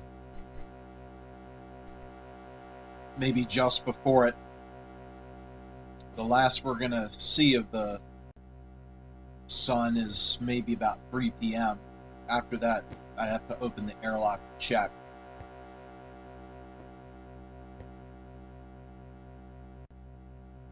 But I know I'm taking the bubble off, but I don't think I've taken the power arm helmet off. There we go. Interesting shadow. Looks like a halo. But yeah, nice and relaxing situation. At about noon, which is where we are now, the outside ground temperature would be about 220 degrees Fahrenheit. All right, a little bit more information. So I had mentioned Google Earth. I did bring that up. So I measured the elevation of the moon using the field of view of the screen compared with the vertical. And so when I do that, I find that we're about 70 degrees south. The moon is sitting pretty much, or the Earth rather, is sitting pretty much straight north-south. So we landed in the highlands around the crater, just east of the crater of Mauritius, on the near side near the South Pole, elevation approximately 5,500 feet from the standard Neso. Okay, I think we can go ahead and explore around a little bit and get some meteoric iron. So it's after 12:30. Honestly, spend so much time at day on the moon that, to be honest, given the small amount of fuel that it makes to go back and forth, I'm not even convinced that staying here at night is worth it. The only thing, you can't do anything outside because of the mobs. The really only thing you can do is underground, like mining and stuff. So there's just not really any use to staying here at night at all. You leave and come back one more overworld day later. And supposedly, it's daytime again, so it's, the base is all set here. So let's see, which way do I want to go? I'll go in the direction of the rocket. So one thing that I'll say about when we came, it looks like the way Galactic Craft works is it takes whatever time of the day you launch at, and whenever you launch, that effectively slows down time. So whatever time of the day it is when you launch, that's the time it'll be on the moon. That's my hunch.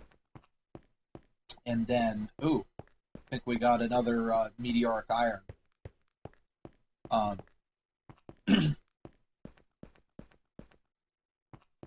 This one also doesn't have a crater. I should get a picture of this because I don't think I got the last one. So let's see. That means in the future, instead of leaving at sundown, I actually want to leave at sunrise, which is kind of really annoying because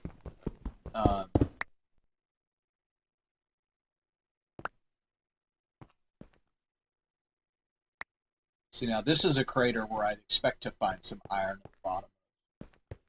That one went down to 58, the lowest lunar level that I've been to.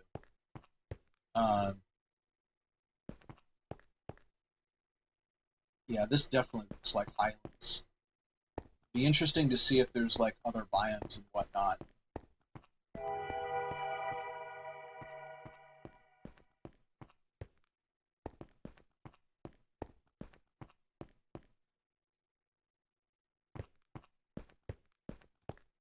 As the Apollo astronauts said, magnificent desolation.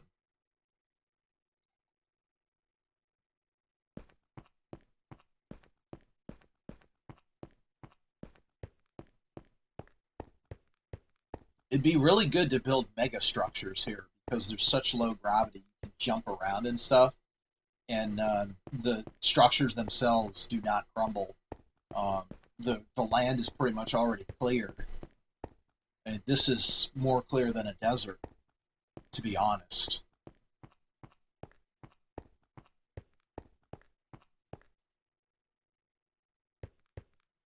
Huh. Guess maybe I'm only going to encounter meteoric iron as it falls and not as it discovers. Okay, so here's a new low, 55. So far the deepest crater that I've seen. Then maybe on the way back we'll go to the heights. Ooh. What is this?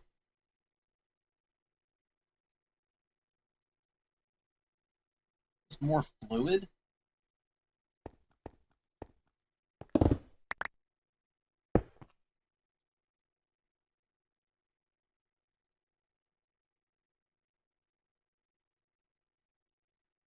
Yeah, that's fluid. It looks like oil. Oil on the moon. What? No, this it must be a mod conflicting, not understanding that it shouldn't spawn here. But that's okay, right? Who says that the Norsden Land's moon needs to have the same history as the Earth's moon? For there to be oil, there must have been organic life here in the past, or some sort of other sludge-forming material. It would definitely require the presence of water.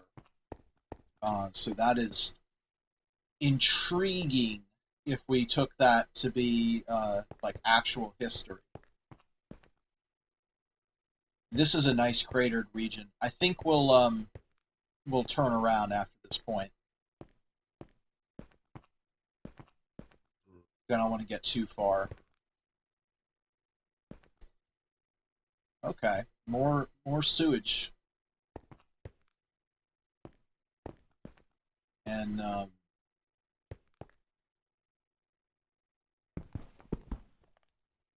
that's a solid object. Oh, jeez. Oh, wait a minute. Ooh.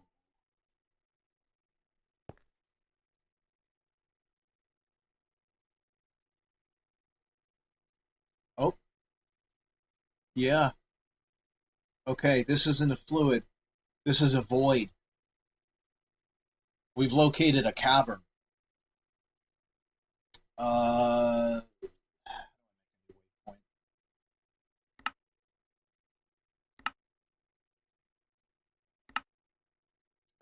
Period key. There we go. Yeah, we should start adding some here. There we go. Cavern 1 had just a single exposed block, but this is telling me, yeah, I'm hearing zombies. This is a collapsed lava tube, I think is what this is. Yeah, there's stuff moving around down there. Ooh, there's a natural resource. Oh, I have to get down there. I have to be really careful though. If there's skeletons down, all right, I don't like this. This is just too dangerous. I need some sort of light. It's just too risky.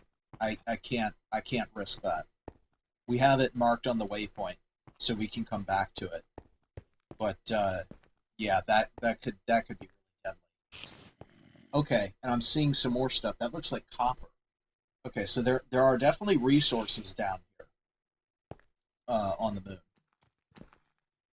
That's good. More to bring home to the motherland.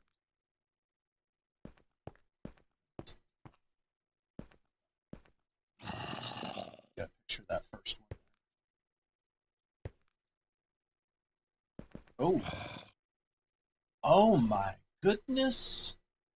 What in the...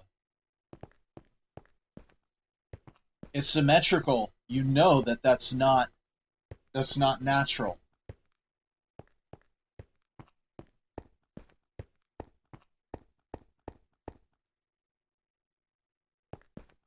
Oh my goodness.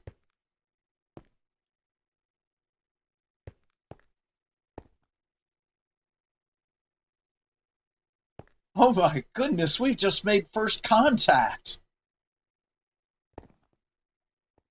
I had no idea that the moon in Minecraft had had living beings on it besides like the evolved creepers and whatnot. I guess we're saying hi to each other. I guess that's what that is. I don't want to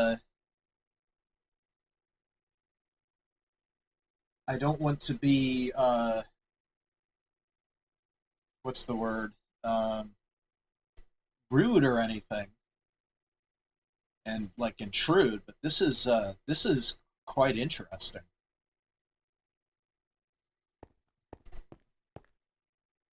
Oh my goodness, hello there. Let me just check around me to make sure that yeah, I don't know. Oh yeah, the greeting. There we go. They can't talk because it's the moon. There's no sounds. They also have trees. Look at that. That's incredible. All right. So, we definitely have to come back here. Let's add alien village and make this as obnoxious a color as we possibly can. Okay. It's a little bit of excitement for me. Let's see, we're doing good on our oxygen tanks. Oh, another tree just grew there. I'm gonna have to check this place out sometime that I have a little bit more time, and I'm gonna have to think about what else I do here. We seem to be content just looking at each other nodding. So yeah, I don't know. Can you trade with these guys? Can you communicate? I don't know. But yeah, I should probably start my way back now. So going to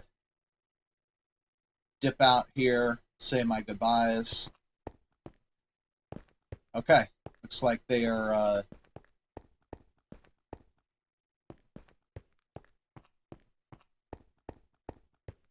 they're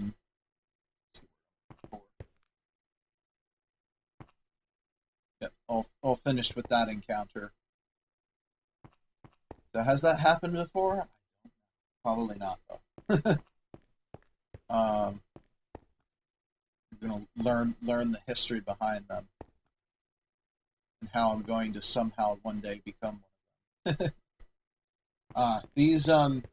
These footprints are nice because you can actually retrace the path. I did not put a waypoint on. I kind of forgot the mini map was a thing, so I probably should have done that earlier.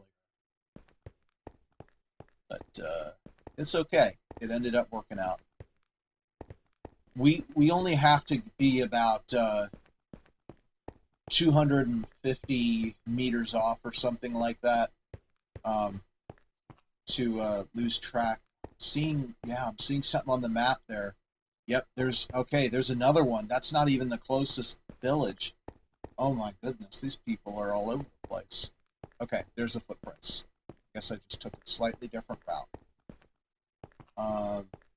I'd be less concerned about this until I put my until I put the map. Okay, there's the rocket, exactly where I was expecting to see it.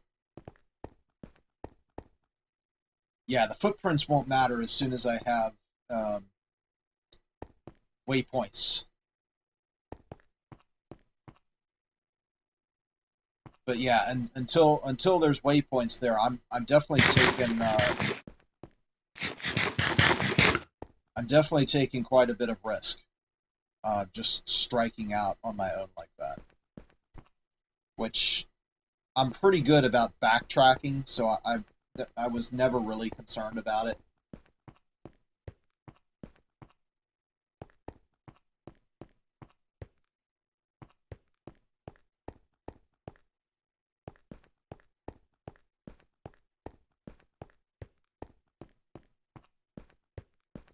Oh, what? What the heck? My lander can't figure out what it wants to do. I'm glad I pulled the rocket out of it, because at the rate it's sinking, it's gonna be gone in like another Minecraft day. I'm guessing it just like respawned at the lowest chunk level. I don't know. That was weird. I wish it was higher, because if it was, and I should have, if I'd known it was going to do that, I would have made it flat so that hopefully it didn't sink in. I'm guessing it found the lowest block there and then dipped down. Maybe if I put some more like lunar regolith above it, like whatever the most central piece is, up here, then it'll go up on that platform. Because yeah, it's been all wonky this whole time. All right, and we're back. So yeah, time to get myself on a map.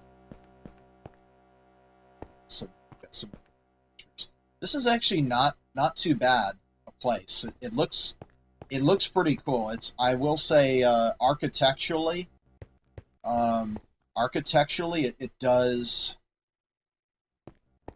appeal to me. It kind of looks like a vehicle.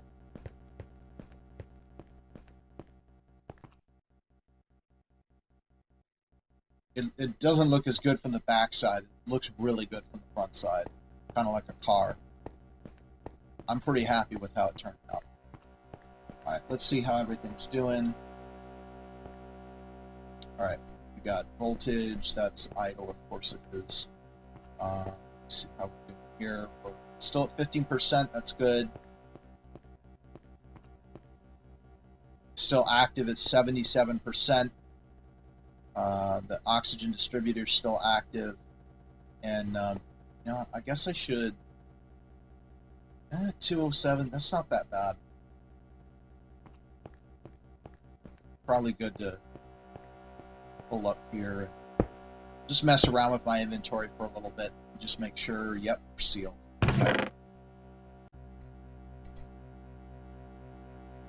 Okay. Reflecting on this a little bit, this is effectively the driest form, well, obviously the driest and hottest form of desert that you can ever have, at least in terms of being close to the home world, of course. You venture further out into the solar system, you'll find things like Venus. But in terms of like absolute pure desert, zero water aside from underground, and a sun that is completely unobstructed. It's really incredible. Okay, so I've had some time to think about things, and here's where we sit.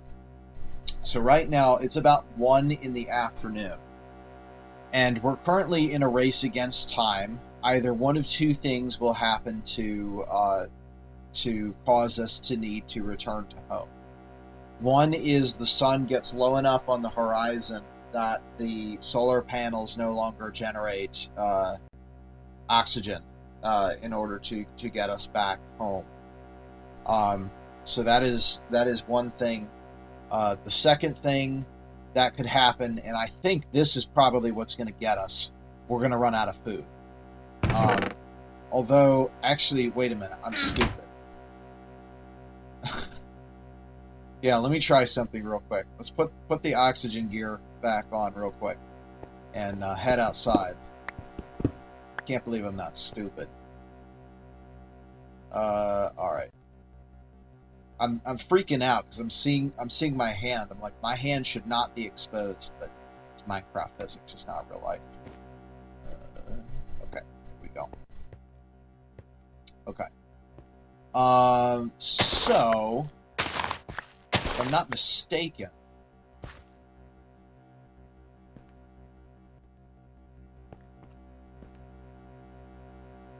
if we stack 3 wheat, no, we do this.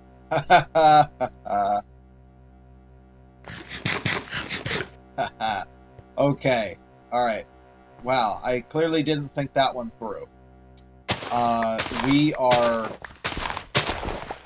gonna bake bread. Why not? Bake and break bread on the moon. Oh, man. Okay. So we are good until nightfall.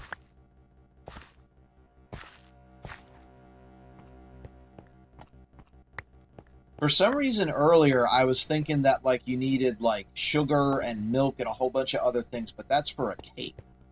That's not for, that's not for this. For baking bread, anyway. Okay, so I'm gonna dump all those seeds in there. We got tons of wheat, so let's just put all of that in there. And this is just to visually remind myself, because I don't know when I'm coming back here again, so I'm just gonna stick that next to the wheat, so it's like, hey, do you think maybe there's bread here because you were able to craft the wheat into bread? Maybe? Yeah, so anyway, in real life that would need to be under some sort of dome or something, but I guess we're using Minecraft physics, so, no harm done. Alright, let's see. What do we put on here? Dirt? Yeah. Okay, so the dirt goes on there. Let's see, we still got plenty of oxygen, so we're good there. Although it wouldn't hurt to top it off. Why not? While we're doing that, I can talk about the final things that I want to accomplish. Go. Okay. So there's, with the food situation sorted, there's two things that I would like to do.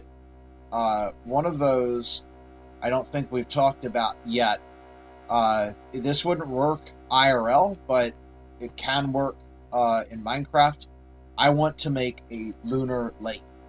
That is basically the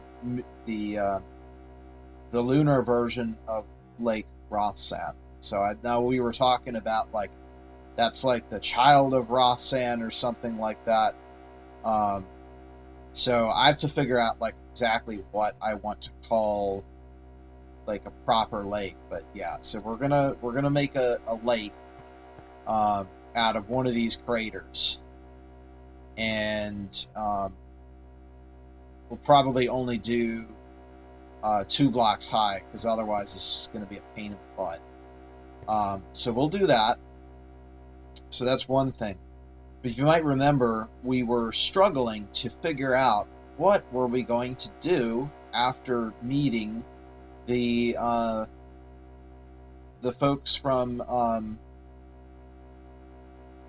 the otherworldly folks. So I figured out what we're gonna do.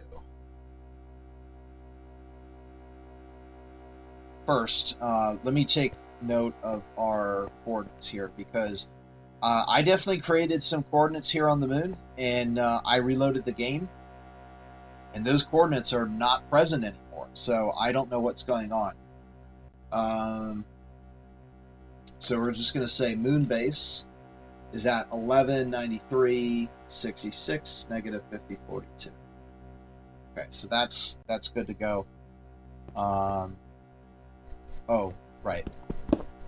Okay, so what are we going to give these guys? Well, they have trees, but what I don't think they have is autumn trees. So, I'm going to try to get an autumn sapling right now. It's a little bit wasteful, but these exchanges are sacrifices, right? Because otherwise you're not actually gaining anything. So yeah, we're gonna make a sacrifice. Some of our wow, I missed a lot of this. Glad I got those. This stuff's precious. A lot of our, one of our saplings and final wood, or not wood, geez.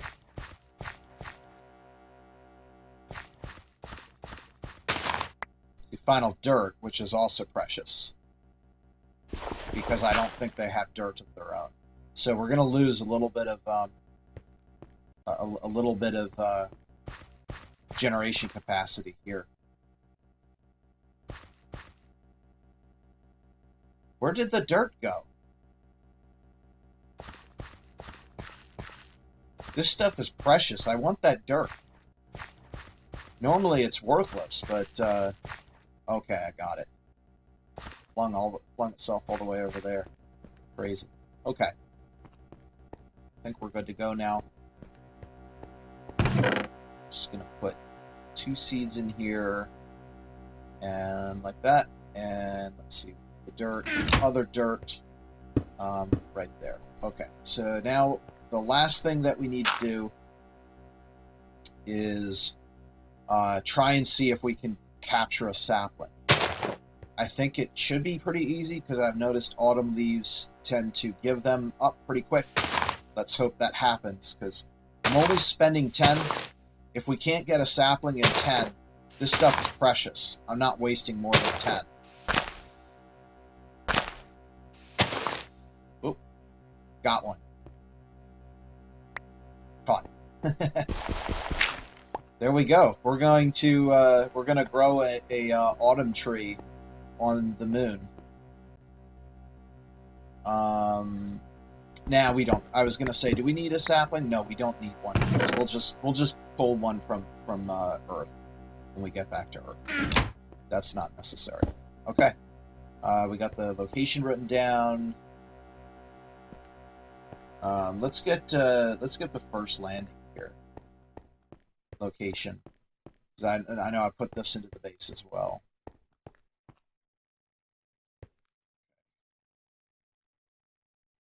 Also, did this finally fix itself so it's on the ground now? Well, at least it's not underground. I think it did actually fix itself a little bit, because I think this had actually like disappeared underground. Let's see. The first landing really occurred over here, so let's get that down. First landing. 1190, 63, -496. Okay, and then we need our return rocket launch pad.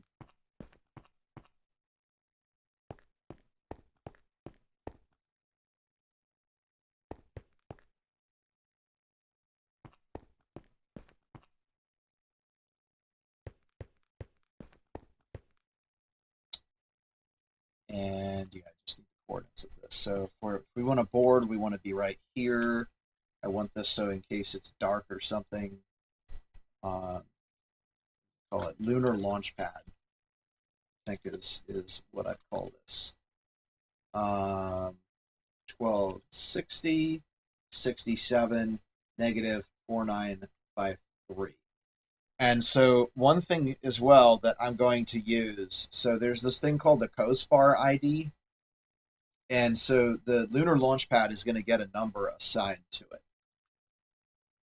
So on Earth, we've got pad 10, 20, 30, and 40. Those are the pads on Earth. But every object in the solar system has its own ID. So, oh, that's interesting. The moon does not have a COSPAR ID. Well, that's strange, because the Jupiter has a COSPAR ID. It doesn't have. Okay. I'm going to have to look this up. I'm confused because Jupiter is totally COSPAR ID 5. Okay, I have figured it out. So it's not the COSPAR, it's the NAIF ID. So for Earth, I believe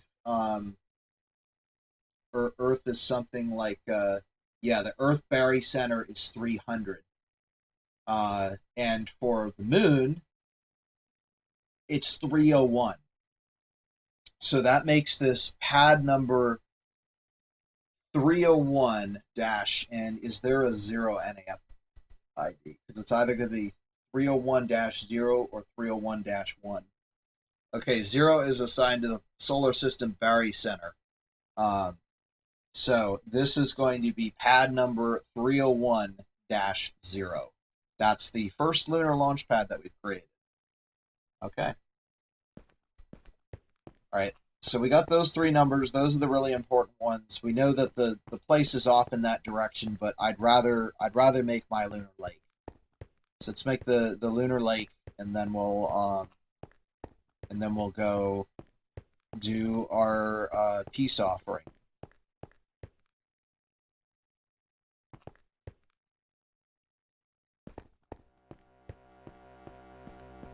I'm a little bit concerned that I'm seeing like glowing light under here because I think it's getting dark, but I think it's just coming from something's producing light down there. Oh yeah, I wanted a bucket.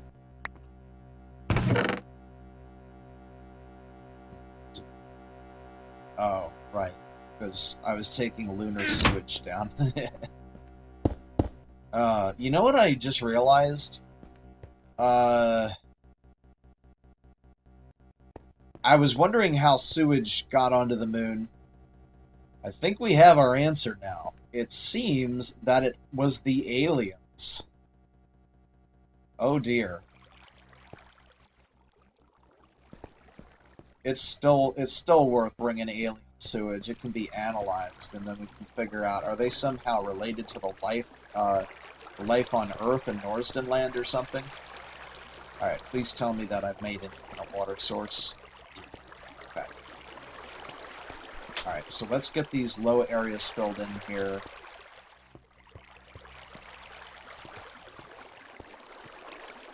And my mind is telling me this is so wrong. All of this should be sublimating instantly. This should be a roiling pot of pasta that just boils off in seconds, but Minecraft physics.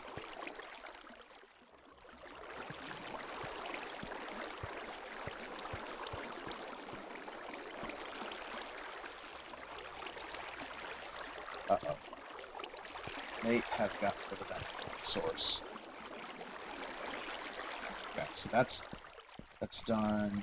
We've still got the source. Okay.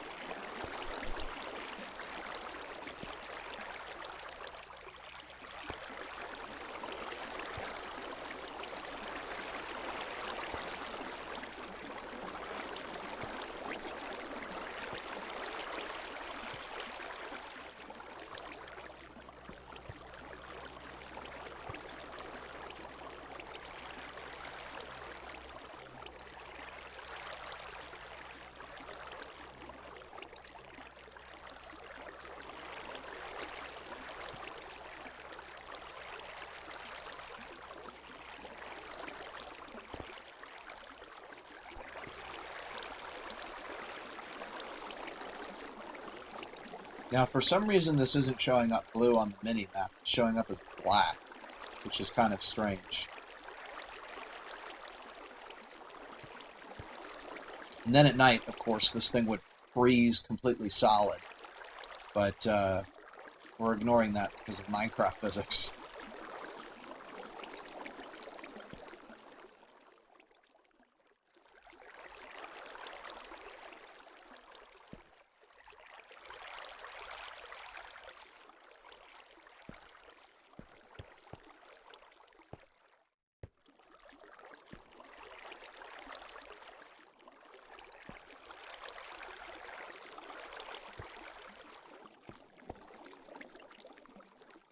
Maybe we can do what was it, William Herschel thought was going on Mars. We can do like little Martian canals, except it's the moon, so lunar canals. So I'm swimming on the moon now.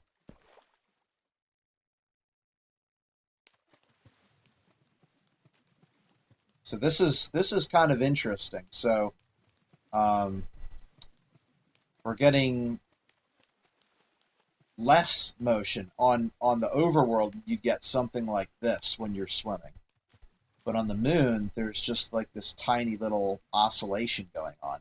It's almost like it's like I'm floating. This is kind of freaky. But yeah, there we go. So swimming on the moon, it works, and now we've got tons more water.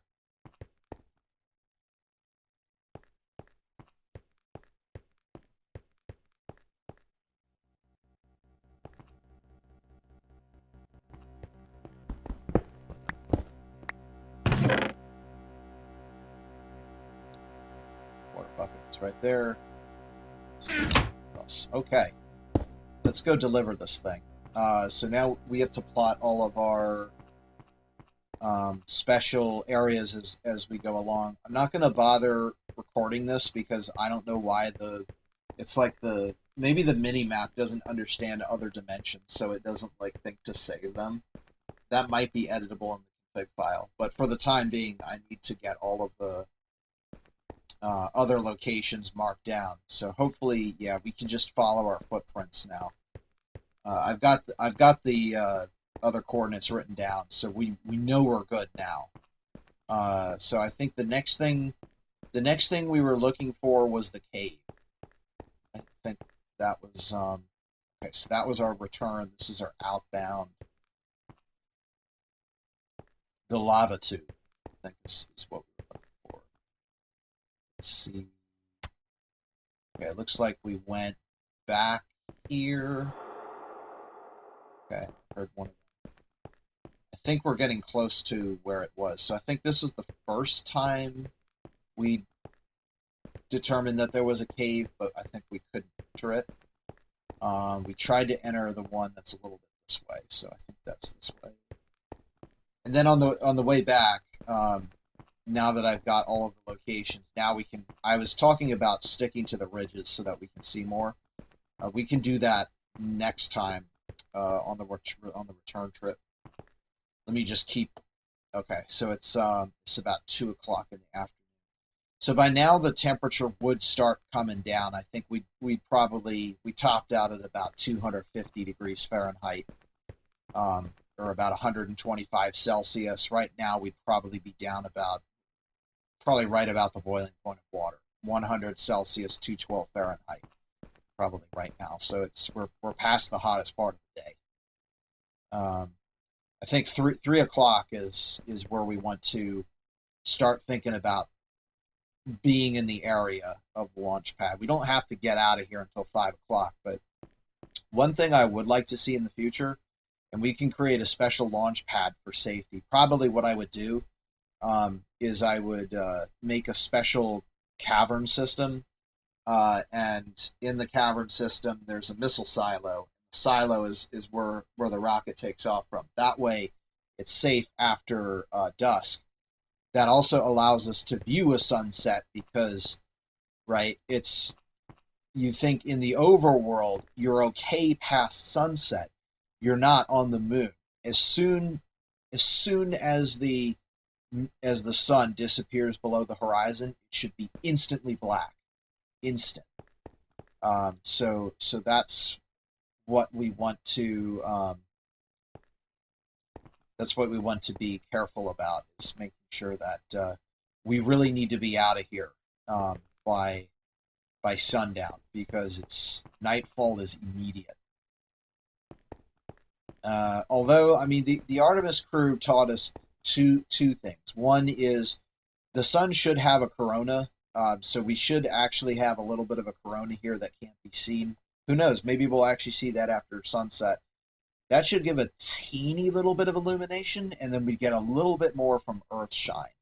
It would never be fully black. like it was when we landed. Oops.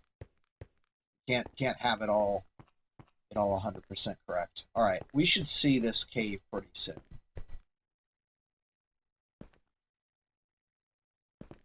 I'm guessing that when I go to Mars, I'm not going to be able to see my footprints, or they'll be erased by the wind or something, and that's going to, like, supposedly make it harder. But come on, you've seen how many maps I've made. I'm a cartographer by design. I've made so many maps of Norsden Land, it's ridiculous. And I'm still making more. Okay, so, oh, all right. So, okay, so here's our cave. It's just they're really close to the village.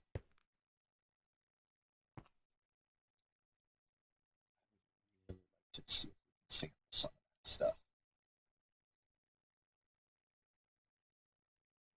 Okay. So we get our lava tube down 1639.57. Wow, caves. Yeah, actually, yeah, 56, 55. I think this might be the deepest crater I've ever seen, down to 54. Oh, now I'm suddenly doubting myself. I was like, we can take it. I'm hearing things that I don't like to hear. Any other mob, I'd be okay, but the skeletons, man, if they shoot me off of there, I have no idea how far down that goes. I couldn't see anything. Stuff walking around. Minus 4611. Okay. So we've got the lava tube mapped, or if you're English, I think it's lava tube or something. I really want that ore.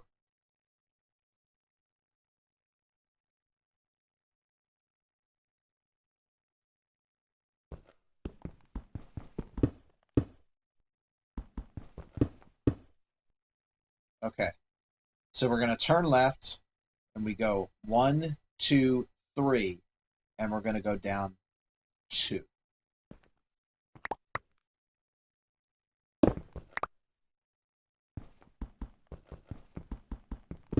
Down 1. Down 2. And then over. Okay, we got it.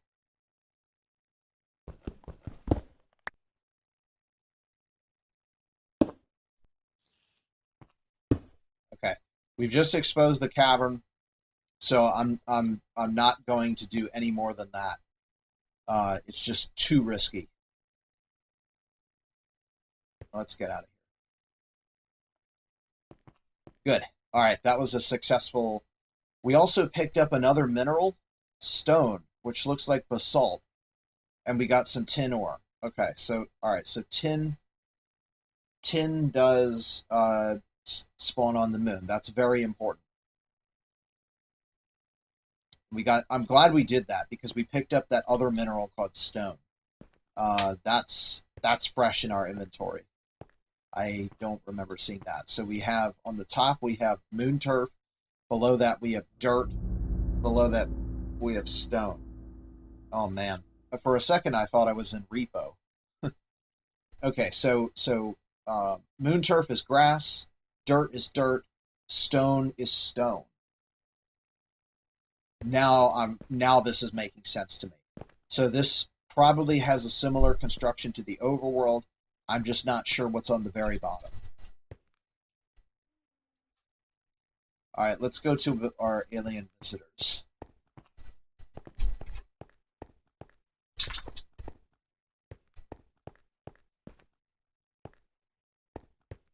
And there's somebody. It's 2 people.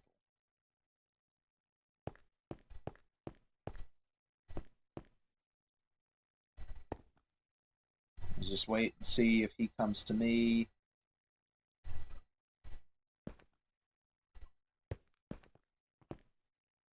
There we go.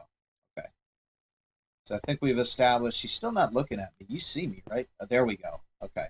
Let's make our visual contact and our nice little greeting.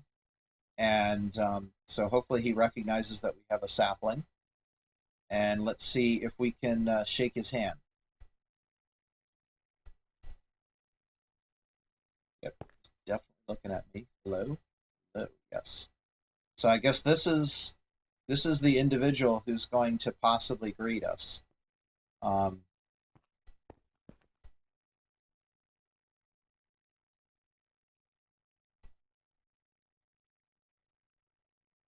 Can we shake?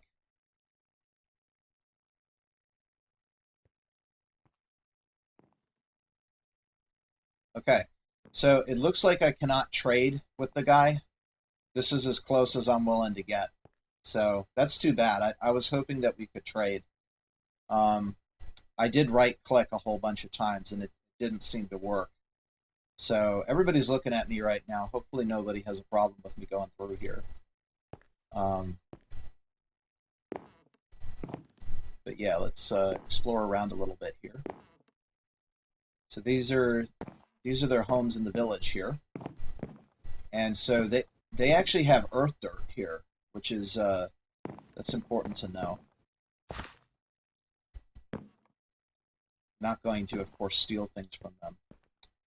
All right, so let's see how they do their farms. So they're just, yeah, it's just a bunch of saplings. Actually, I don't mind if I just grab that there because that just fell on its own. This isn't being mined; it's just farmed here. So maybe that's okay. Maybe that's a fair trade. So they gave me, or at least they let me take a birch sapling, and now I'm going to provide a autumn sapling. So let's see, is that a basement down there? No, it's some sort of shaft. So there's a bunch of trees here, a wooden road. Okay, very nice. Doesn't look like there's anything in the houses though, but I don't want to intrude. We can do that another time after we've made the peace offering. Well, bill of water? Yeah, it's full of water. Interesting. Let's see if we can. It's just out of reach. But anyway, so let's see. We've got looks like 3 houses. Yeah, this is the center of the town. The whole town is shaped like an F. Only 3 houses. Okay. So I'm gonna get the town coordinates written down here. Alien Town 1, because we have no idea what this thing is actually called. 1778 66 negative 4588. You guys are on the map. So this is the center of town. So there's a nice open area here in this area. So let's do it. So let's do 1, 2, 3 right in there, just like that. We're going to plonk our dirt down here, and there's our autumn sapling. Yeah, this is yours now. You're gonna have red trees, courtesy of Norsden Land. There should one of these little squares should be pink. This is from the pink lands over yonder. Enjoy. Thank you for this. All right, we did that about as good as we could in a Minecraft game, treating this as real. So there's our nice little trade. So we traded a sapling for another sapling. Oop. I heard it in this direction. Okay, so let's give you guys one more nod there. I remember seeing a lot more people last time. What's this? Oh, well, that's not good. Doesn't look like he can get out of it. Gonna perform our first lunar rescue mission as well. I don't have a bucket. I know what the substance is. if this is what I think. Oh, yes, I do have a bucket. Let's see what we can do. Oh, okay. Oh, I just didn't go far enough. I was gonna say, did we just discover another pocket of that stuff? That's what I think it is. We are in so much glory right now. Let's see what this is. Oh, it's sludge. Ah, I was hoping that was petroleum. Okay, so there's sewage and sludge. Uh, I don't have a way to craft another bucket. We have to keep at least one thing. So that's another note. Sludge and sewage spawns on the moon. Amazing. All right, I'm seeing something weird over here. Oh, it looks like... Okay, so right here we have a meteor. I don't know what the heck that is. Let's see if we can pick up another meteoric iron.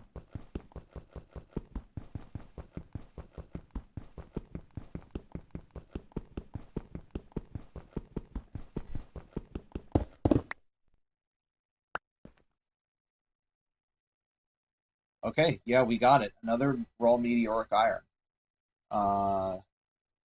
There, airlock.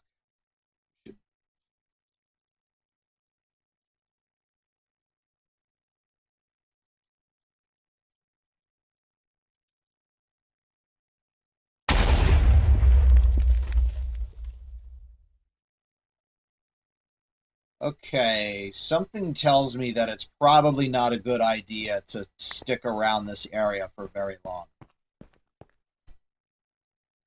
There's stuff coming down here. Okay, so we need to smelt a bunch of raw meteoric iron. But we need steel, redstone, oxygen pipe. Yeah, we do not have the supplies to craft an airlock, but we should be able to at least grab the raw materials. Oh my gosh, yeah, this thing fell. This thing fell while I was over there. That's a little bit terrifying.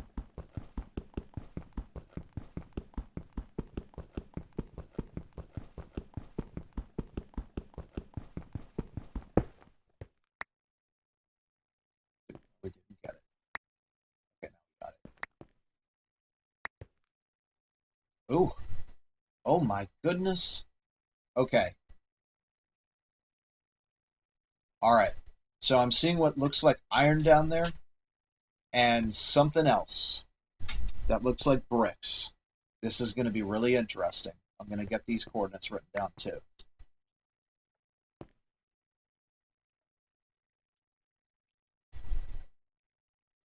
Chasm.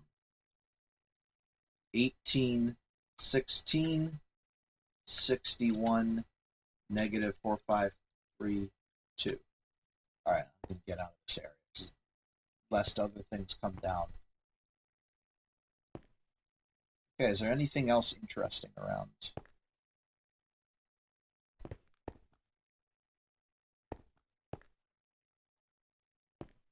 These remind me of the Great Pyramids.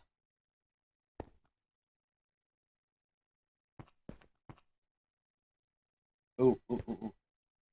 That is the perfect horse looking at water moment. That is the horse. I saw that. I'm like, that is the horse looking at water meme. Or at the ocean meme.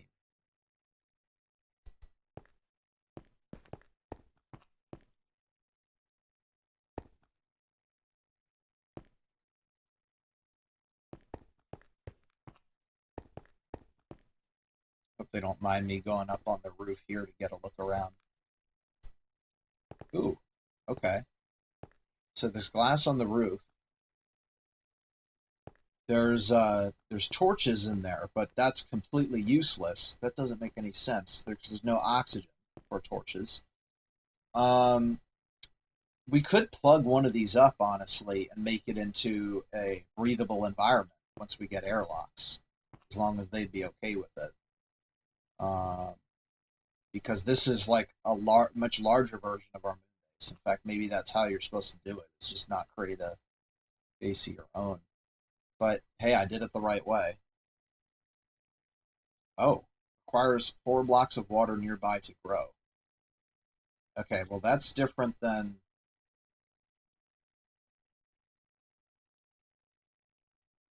Okay, so this is different than the birch saplings back home, but that being... Hi. Notice a flash. Something weird up here. Okay. He's like, I see you there. Hello. Okay, yeah, I'm guessing that sapling didn't say that, so I'm assuming that it'll grow, because it's not a lunar sapling. So it'd be nice to see if it will. Hello. Let's see, 1, 2, 3, 4, 5. Let's see if we can take a 5-block fall. We're actually getting down to about half air now, so I think it's about time to start heading back. Generally, the rule is you're supposed to do 1/3 out, 1/3 back, 1/3 for an emergency. This stepping on wood is so alien to me, because it like doesn't belong. That looks fun. Hello. That was fun. I do.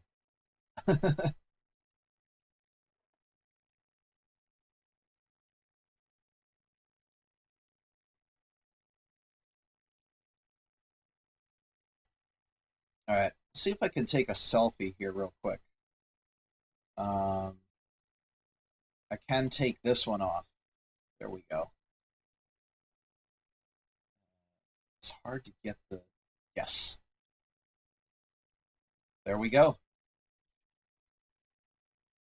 Got a selfie with this dude who's like hanging out with me. He's my buddy right now. Unfortunately, there's no way, because you can't trade with these guys. There's no way to identify who this is, so that when I come back, I'm like, hey, it's me. Sad. Whatever.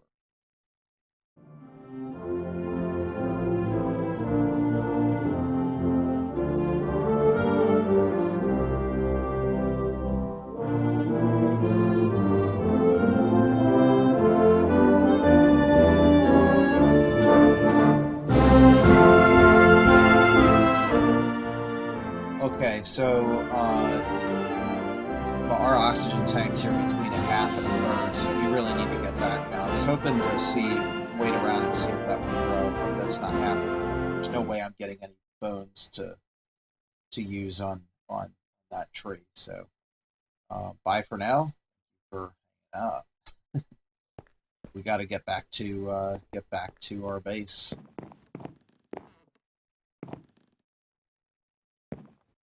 Oh.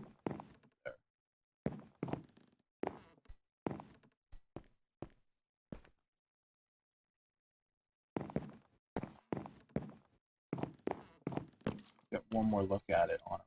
Out. Just to, something down there. Okay, so this shaft must go into some form of cave. Can't see. Oh, hello. Maybe I can. Okay. You know what? It's probably not a good idea to start a interplanetary war. So, because of where this is, I'm not going to engage that skeleton. I took out my sword and I was like, this is probably not a wise idea. Alright, it's really hard for me to see, but it should be right next to the well. Okay, yeah, I still see the sapling. Grow. Oh well. Hopefully it'll grow while we're gone. Yeah, we're gonna have to go now. So it shows something on the mini map right here, but I'm not seeing anything. It's like a crevice or something. Oh. Oh. Okay, that's why.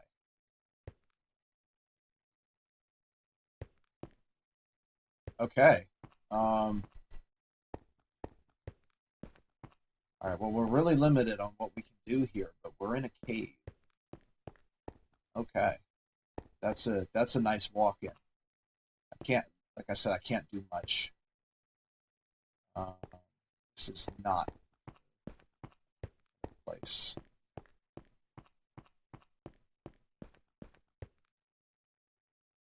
Ooh, got another meteoric iron piece here. I guess it's worth checking these impact craters, because I thought all of them would kind of be in their own like dark black impact crater, but maybe not. Let's get that meteoric iron. Yeah, so if that's the case, then maybe it is worth checking every single impact crater that's around. Trying to figure out what's going on here. I see it looks like there's multiple. No, it's like a crater that's been filled in. But yeah, here's another one. Ooh, geez. Okay, that was a little bit hot.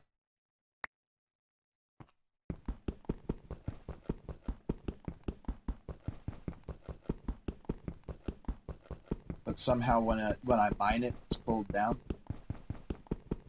I'm gonna chase this thing down in the sky. Yeah, got it.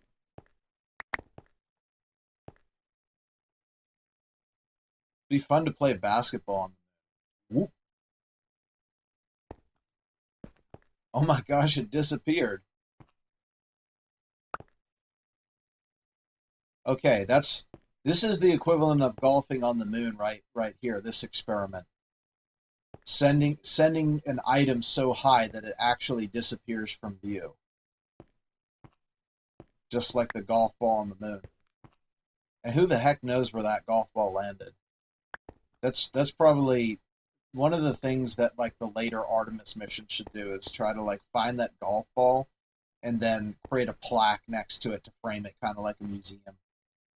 I don't know what golf balls were made of back then, but if it was some like rubbery material on the inside, it's probably dust nowadays, because dust covered well, plastic would probably break down as well. It would photolize.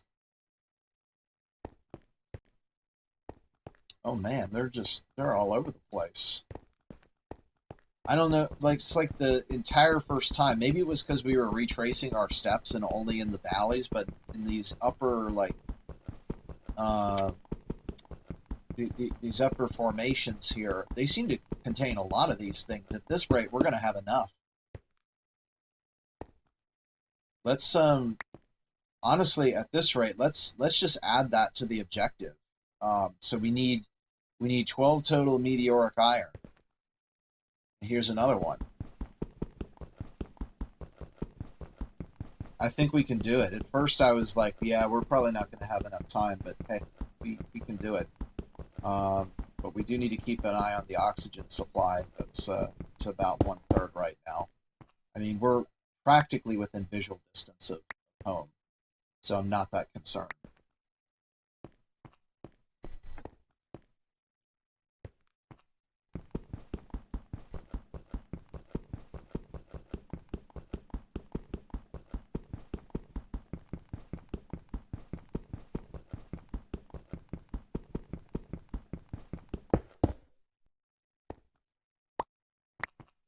Now we're probably up to 10.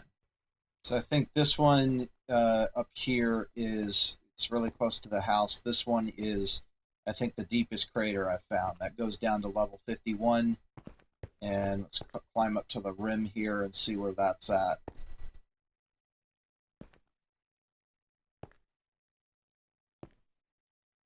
The rim is at 66, so that's a 15-meter crater, counting the whole thing. They say trade always benefits both parties, and in this case it has, because now that we have a tree of our own, that is going to enable us to farm trees and get more leaves that we can then use for the oxygen collector there. So it's at the expense of a tiny little bit of wheat, but I mean that's fine. So let's see. This thing wanted to be in the water. Let's stick it right there. Have four blocks immediately around it. There we go. Got a birch sapling now. An alien birch sapling. Who knows where that's from? They're probably saying the same thing about our autumn sapling. I'm really glad I brought that up. That's exotic. An autumn tree in space.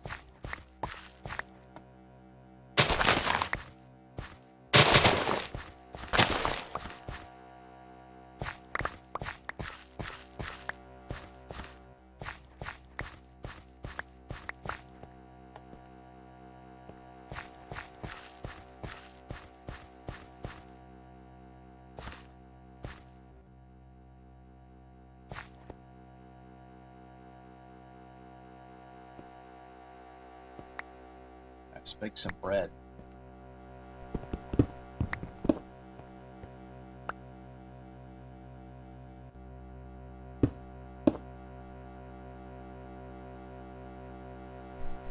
Oh shoot. Forgot about that.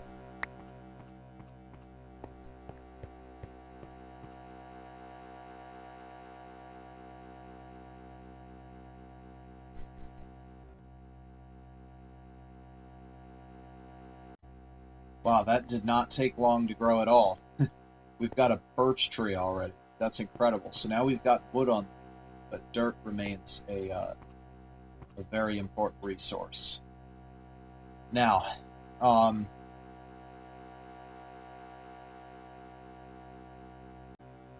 okay, we're gonna close this up.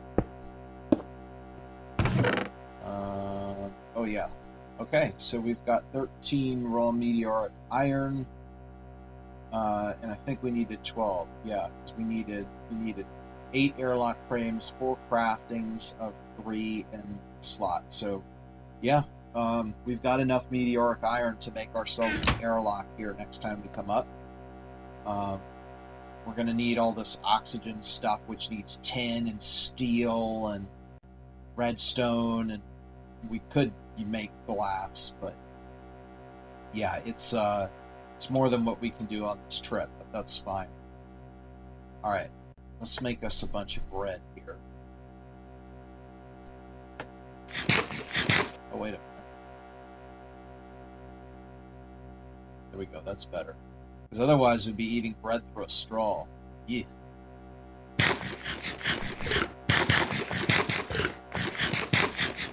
Be like the Pillsbury stuff. Alright, I don't know why I took it off. Just the gear and the helmet. Let's get these extras in here.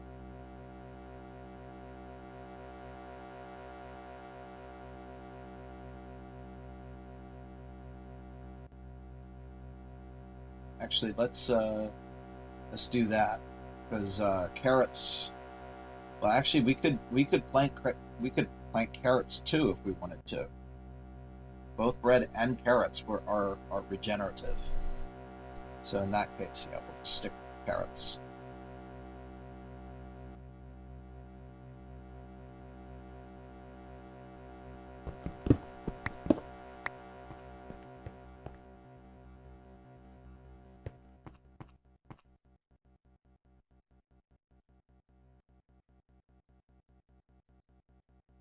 Okay, so it's after 3 in the afternoon now, and about now the temperature's probably really going to come down, and we're probably at about 150 Fahrenheit right now, and it'll be temperate before you know it. So 3 o'clock would be right about there.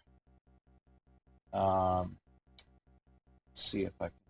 1, 2, 3. Okay, so yeah, it's almost 4 o'clock. 4 o'clock will be when the sun hits there, and that's you know, if something's wrong, I really want time to be able to get out of here. So we're starting to get time to start thinking about going home now. So let's let's start taking inventory of stuff here and figure out, you know, what we've got, what's gone, what's staying.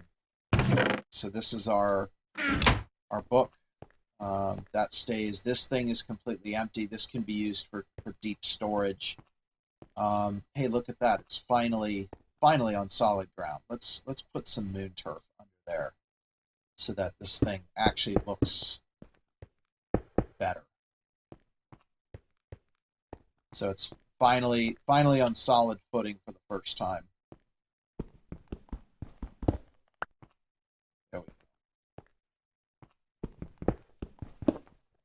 Let's completely level this area out here. And we can leave that hole in the middle because then it'll look like there was some blast from the engines as we touch down. There we go. Now it looks right. Much better. Okay, so we've established that that's empty. That chest is the way it's supposed to be. That's got our goodwill message in there. Now we got to see what's in the rocket, and this is where we start loading some stuff that we want to take back.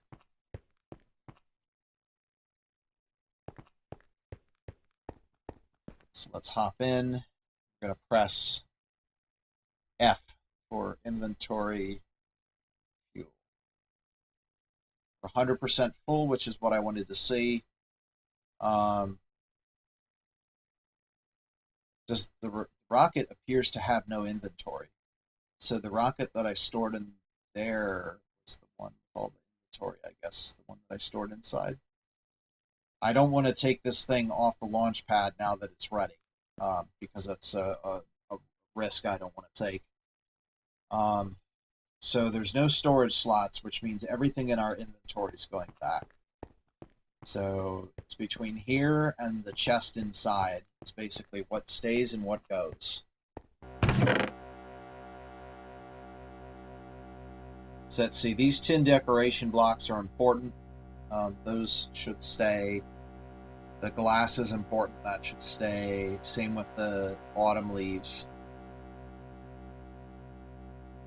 Coal's important. I have quite a bit of coal with me just in case. I don't think we actually need that much coal. It's probably more like it. Water buckets can stay. These are tools for the leaves and for the gardening. This is all gardening stuff that stays. Pipes. Excess fuel. So I think we're taking,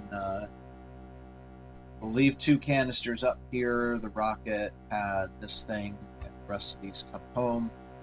So I want to divide my inventory into, so all that's good.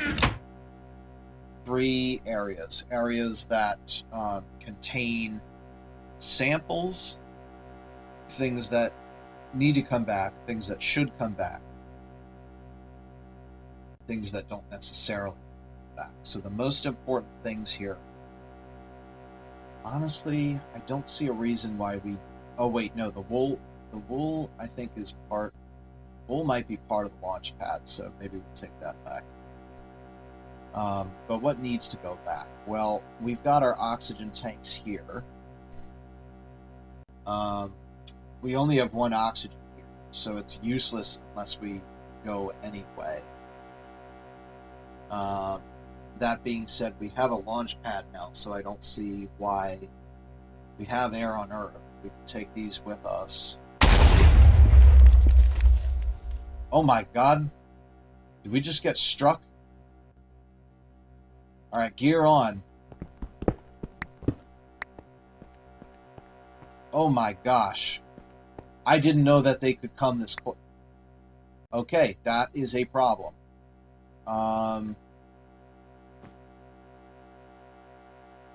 Okay, it's definitely time to leave now. I didn't know that they could do this, but wow. So what this means is that we're now going to have to bring additional solar panels, and now all of this is going to have to be covered. Because this basically means that anything on our craft, I mean, technically even still the windows,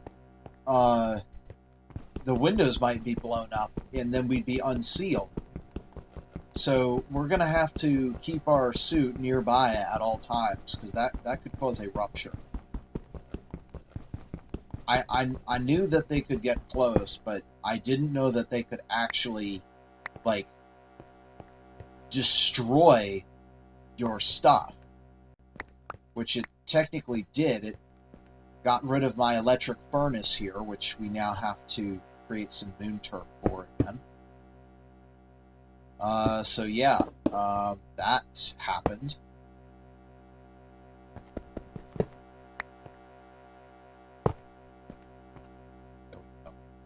It's in place now. And we're going to play this creeper game all over again. Making the place look pretty. Let's go.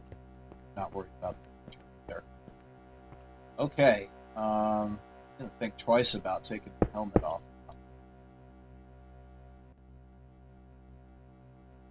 Maybe we'll leave the oxygen there so that we can get it quicker.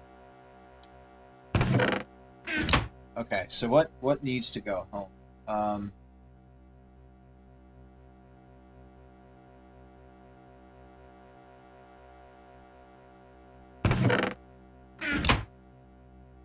Well, this stuff definitely.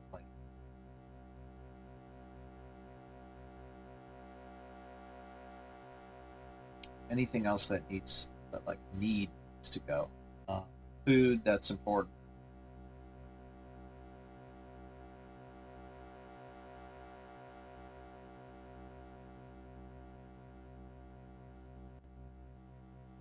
Alright, this is arguably the most important sample. Then we need additional samples. So let's see. There's the stone, tin, the moon turf.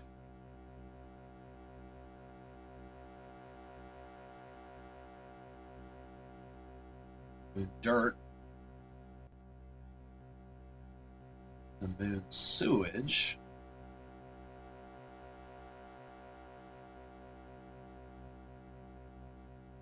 Then the stuff that we really want to bring back, that's things like coal, the fuel, the oxygen, and then things that can come back.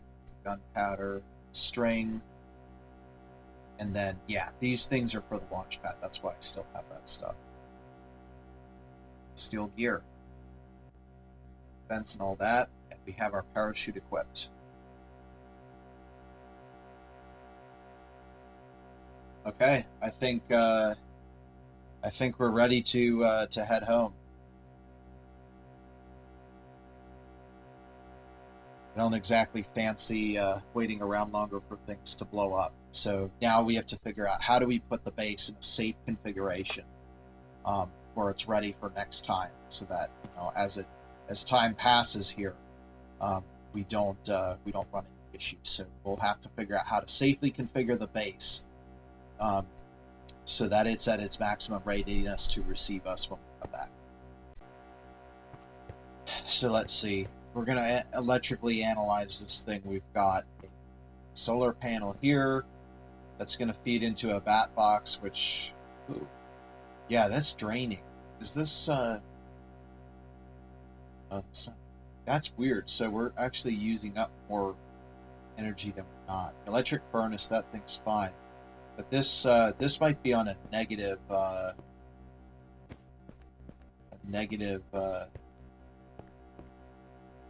freeze. Let's see, is that connected? Yeah, it is. So just the solar panel does not appear to be enough to power this, which we are working on bringing solar panels next time. And that's the only thing it powers. The rest of this, let's see, 1, 2, 3. Oh, shoot.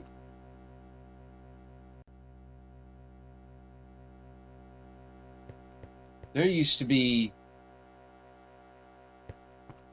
Yeah, there used to be a 5th solar panel here, didn't there? Yeah, because there's only 4. I'm not seeing one in here. Alright, yeah, I'm going to look at the... I'm going to look into this because I'm starting to think that that solar panel might have actually bitten the dust from that meteor.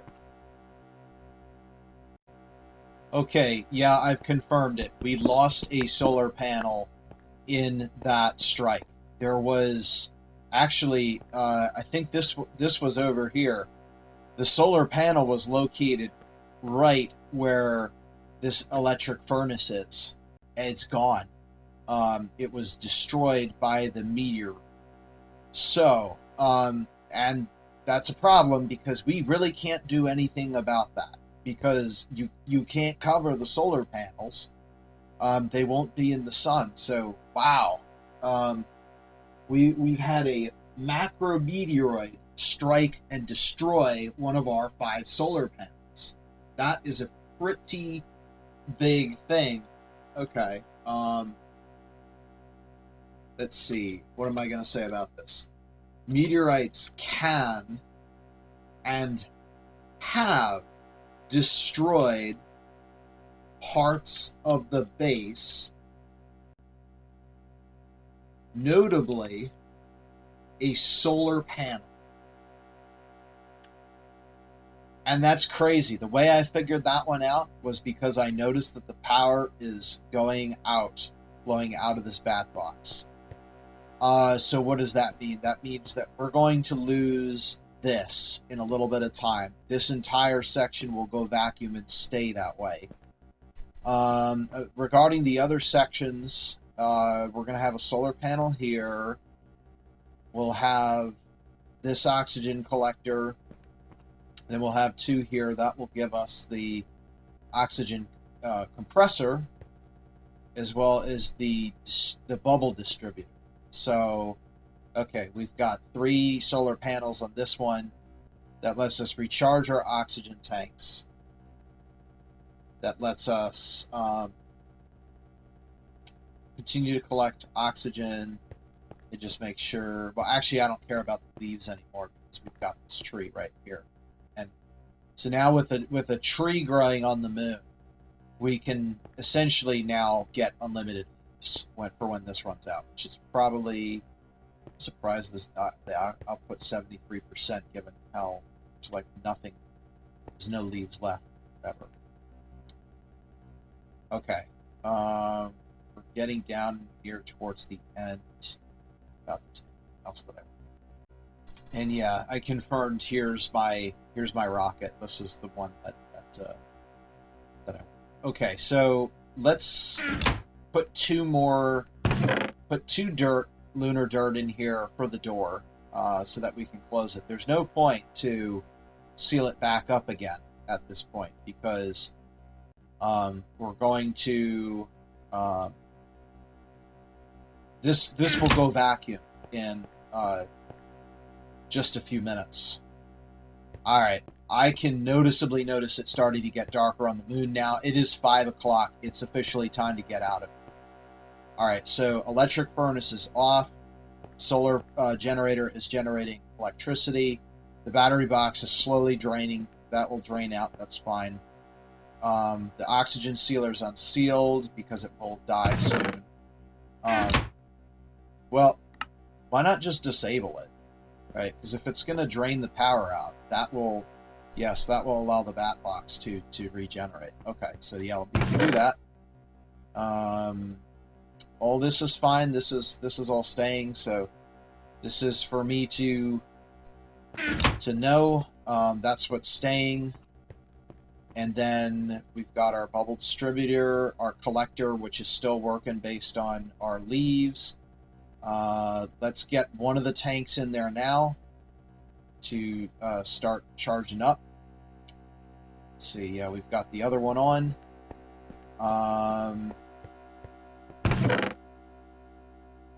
All right. What am I doing?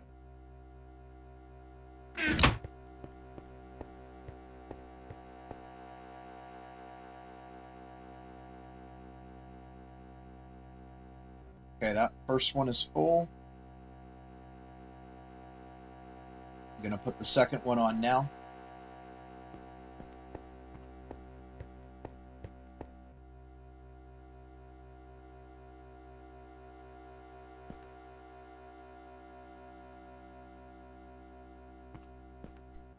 Yeah, it's starting to get darker. It's that's a scary sight on the moon. It's time to get out of it.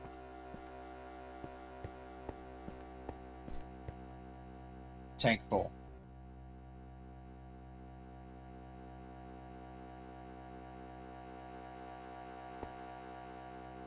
Okay, and yeah, the solar. There we go. That was the last thing I had to do was check the other solar panels. They might be decreasing now due to it starting to get on, but yeah, it's noticeably darker, and I don't know when stuff's going to spawn. So, all right, this is it. Visit my little pond one more time. Visit my lake, and that's it. Touch the tree.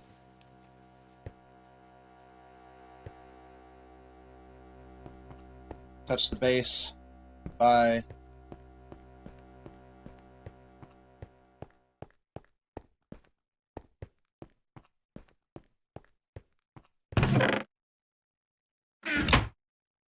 We Norsden Landers from the planet Mobius have stepped foot onto our moon to demonstrate and exercise our freedom, which is fought for. Fighting is more than violence. It's about overcoming the challenges and trials of life, working together to create a better life for all creatures. Satem, folks. Sonic the Hedgehog, Princess Sally Acorn, Bunny Rabbit, myself, Rotor, Antoine, Tails, Uncle Chuck, also known as Charles, and Dulcie, on behalf of King Maximilian Acorn. Put the book in, and that's it. Going back to Norsden Land, right there. So, earlier when I was starting to prepare, the temperature was probably ambient. Now I'd say we're probably going sub-zero. So I would say maybe it's 20. The temperature on the moon might be something like 20 below zero. Okay, that's off. That's off. Inventory and fuel. It's 100% full. Okay, so brief, real quick. Oxygen tanks, we should have 2. We have 2. They're equipped. Remaining fuel, there's 2 canisters. We've got 2. The other 2 are in the base. Board the rocket and launch. So we've got air fully connected. We've got the parachute. We're going to come down on the parachute. I don't think that requires us to press anything, but if we need to, we'll shift, and we've got the power armor if we need it. Okay, I think this is it. We're going to initiate the 20-second count. We're returning to Norsden Land. Stand by for the automatic launch sequencer in 3, 2, 1, now. And there's no sound because it's the moon.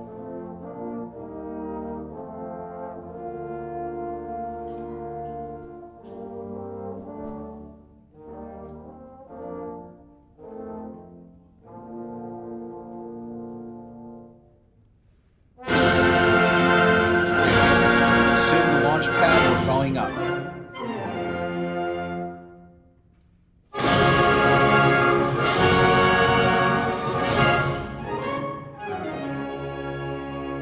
And say goodbye to the moon.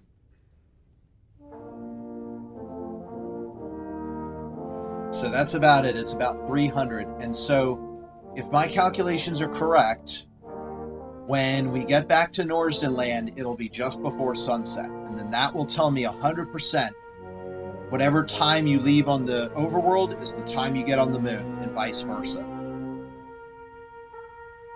Oh, the moon is gone. Yeah, there it is, the overworld. We should be going sideways if this are real life, but it's just how it is. Wow, we really cut it close. It's like 5:30 now. 1100, we should get the loadout screen pretty soon. Yeah, there we go. Okay, so if I had enough steel, and I had enough oh, that's dumb. You can't create a space station around the moon.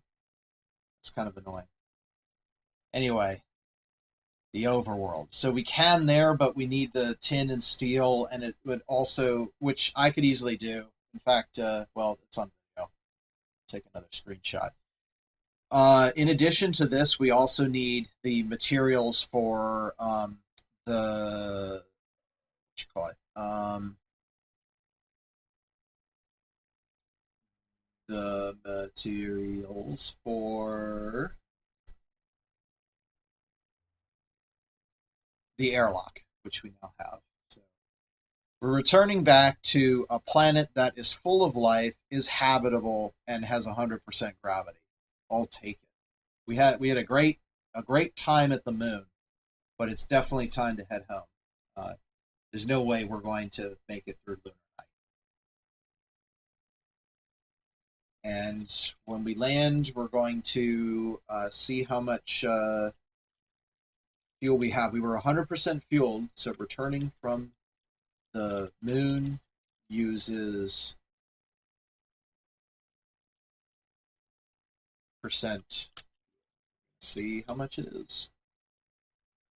Okay, final briefing. We should come down on the parachute. Hopefully the rocket should also come down on a parachute as well.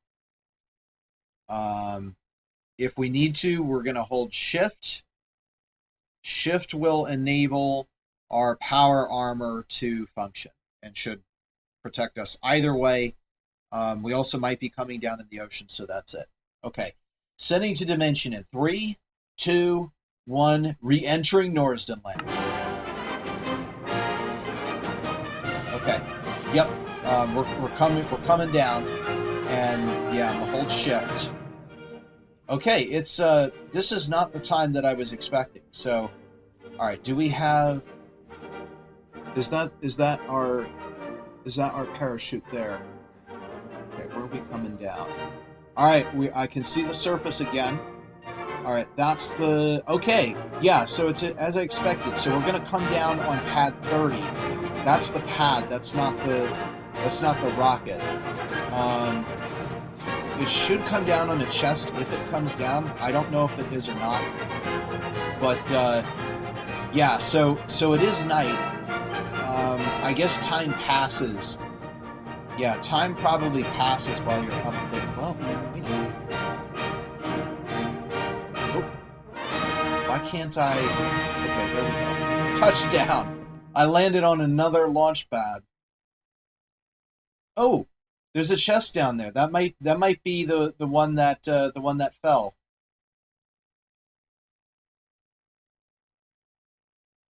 Okay, looking up.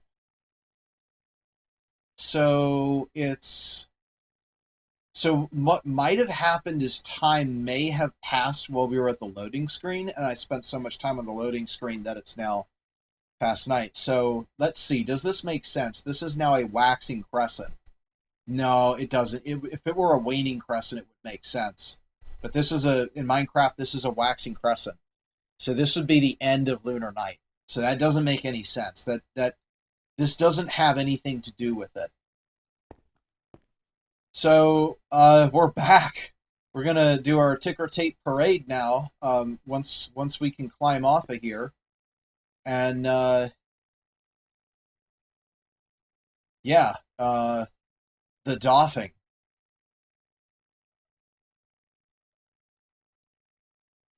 We ticking? We're not ticking. Okay, mask off.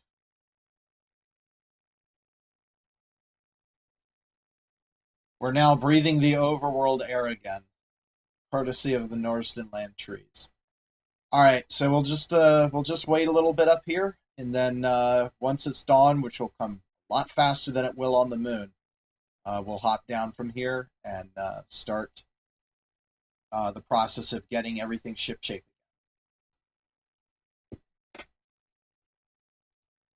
Well, that took basically no time at all. Very, very nice. All right, where the heck am I going? This is the way. Okay, so I think we landed on pad 20. This is not a bad location, so this is exactly what I was expecting. We took off from there. That's where the landing site was. This is where the rocket is. So if you remember everything in the lunar form, the lunar base would actually be there. So it's kind of confusing how this works, but it's basically a one-to-one translation, right? So if we go back to the locations, the lunar launch pad was at 1260, negative 4953. Wow. That is this square right here on the moon. So it's a one-to-one translation is what's going on. So I can actually, what I should have done is if I had put the thing just a little bit further out, then we would have ended up at our recovery ship, which is technically where we're supposed to be right now. All right.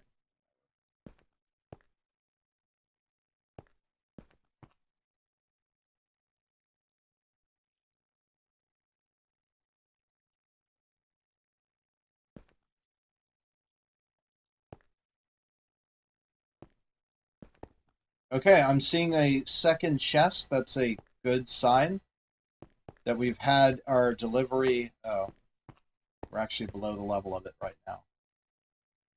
There we go. I think that's our... Yes, it is. The para chest. That's it. So we got our... 60 to 52. Okay, so... was that 8 over 60? Yeah. Only about 13% fuel.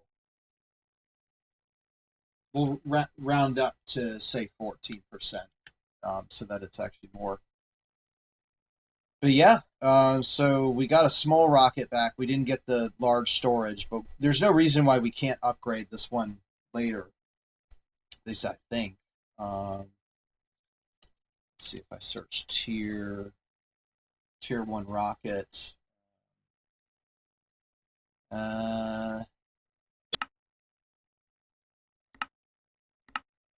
Maybe we can't upgrade it. I'll try, but it might not be successful. Okay. Okay, there we go.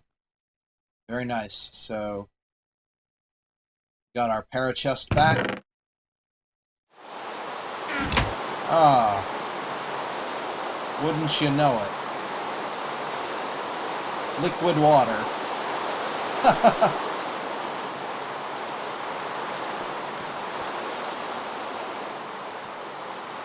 But yeah, we got our rocket back.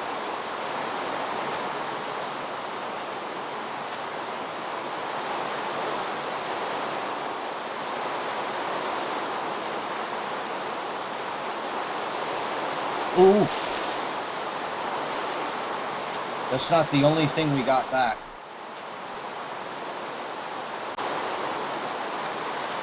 Here she is. Rails. That's not to say that we can't take a train to the moon, of course. Right now, it's a thing of Norsden Land. So, yay, we did it. That was a pretty successful mission. The whole thing about arriving at night really sucked. But other than that, once we got past that, it got a lot better. So let's dock. So I always carry around these things, but the oxygen tanks and these guys we don't need anymore. And that one's full.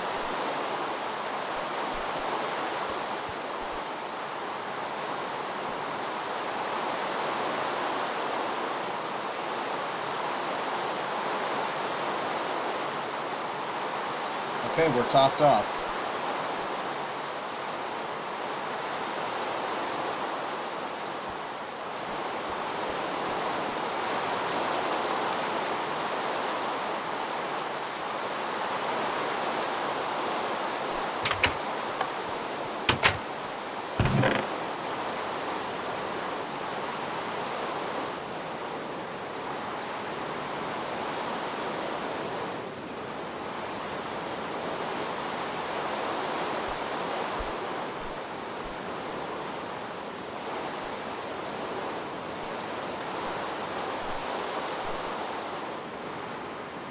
That's it for the time being. We'll grab the recovery ship in the morning and start resetting the launch pad.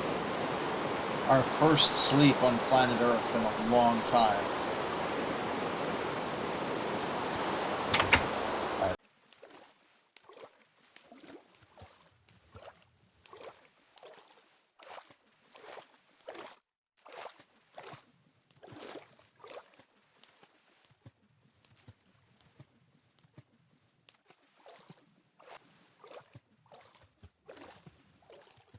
Okay, there should be a door over here. There we go.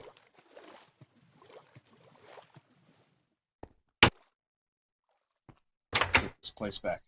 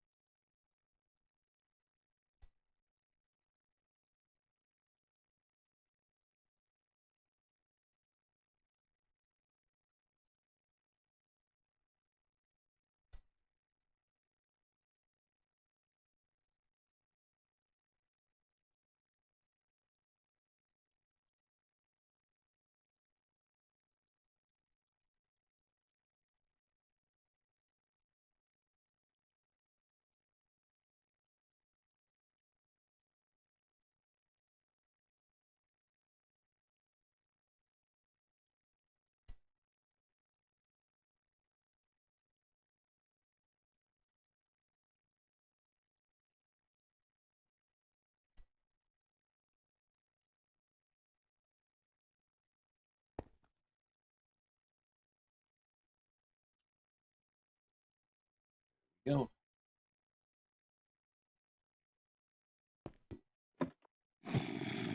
I so badly want to knock that guy off. Ooh. You, I think we're going to have to knock off.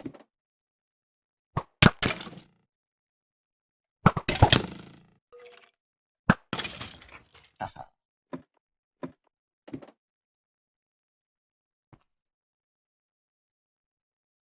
You think you're something? I went to the moon. What can you do? You know, there's something that I forgot. And that is because we were astronauts and rode the elevator to the top floor, it was at the top, and then we parachuted back down. So I'm going to have to figure out a way to get up to that elevator because I need it. So this is a really tricky position for the elevator to be in because normally I would use the VAB to get up there, but the problem is the static launcher is taller than the VAB. So I think there's a way that I can do it. Hopefully I can make this. I can't. Alright. That's the emergency system. I have to do it the long way.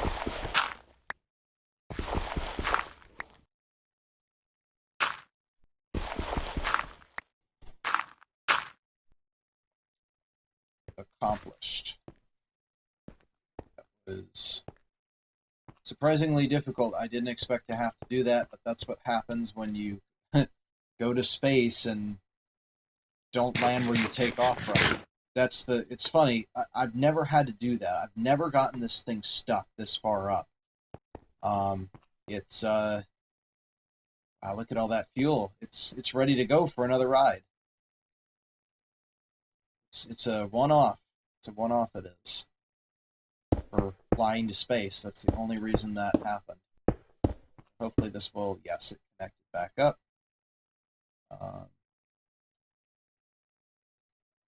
Rocket back on. Boom. Now, unfortunately, there's no inventory, which sucks. But other than that, yeah, it's ready to go for, well, we'd have to load fuel, but there's plenty. I mean, I think that was one flight. So we got like what? 1, 2, 3, 4, 5. We got at least 5 more flights out of this thing, which is good. And that's it. So I'm not going to jump off of this thing, and instead going to take the elevator down so it does not get stuck up here again.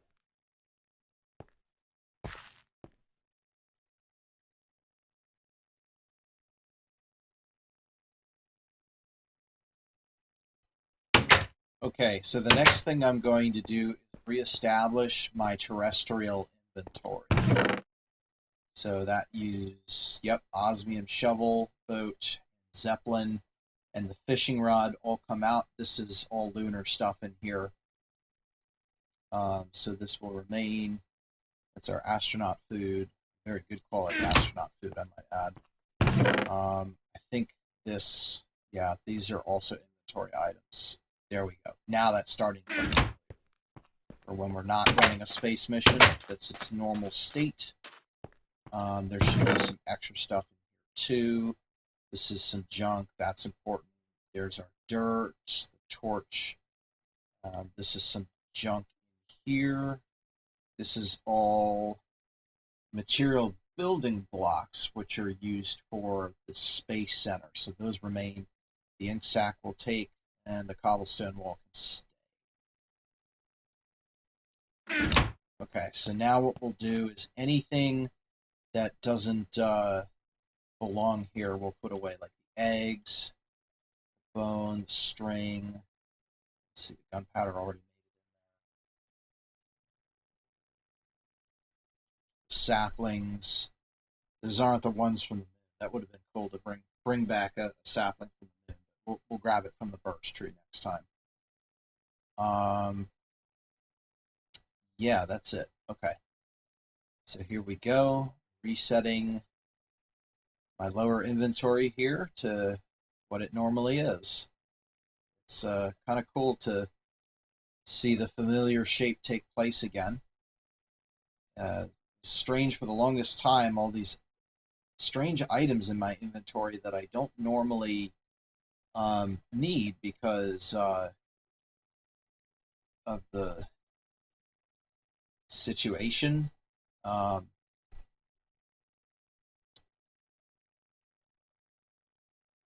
But it definitely came in use on the moon. So let's see, returning inventory, and oh yeah, each sacks go home as well. And there it is. The inventory is now back to normal. So now we get to do our final debrief.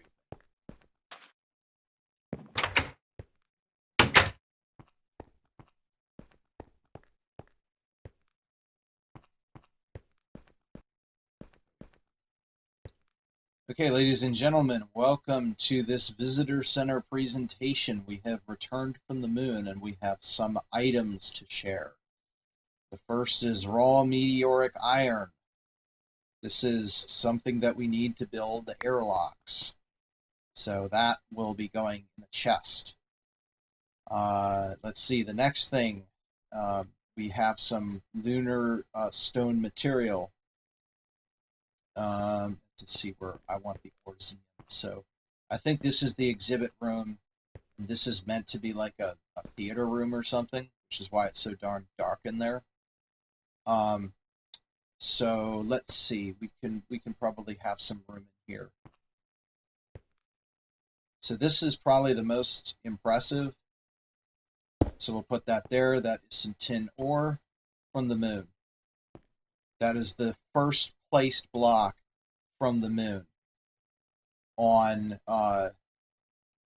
Norsden Land. It is not from this world. We can also do a column sequence. So let's put some moon turf on the top. We'll put some dirt in the middle, and we'll put some stone on the bottom. And then this is the geological sequence. We have the lunar soil, and then we have the undersoil, and then we have the lunar bedrock, just like that. There we go. So we've got some moon placed here, and then of course we've got our really weird lunar sewage, which we can actually. Do we have room? We could put another moon turf here, and then dump the lunar sewage in right there. So there we go. a very, very interesting set of materials. So let's see, we got one of everything placed except the raw meteoric iron, which will be processed. So there's our exhibit that we just made for going to the moon. And so now I have to figure out where I want to put some of this stuff. Actually, yeah, let's put some stuff in mission control. That usually it's full of things that flew around the moon, IRL. So yeah, let's do that.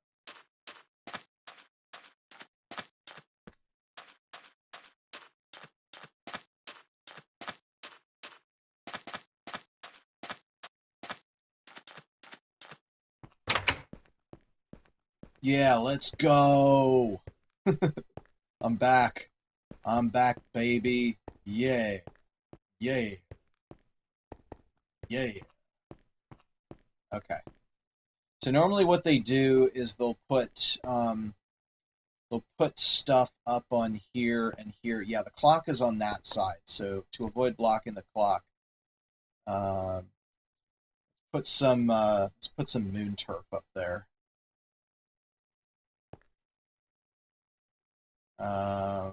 Don't want like block. There we go. Okay, so sure. There's some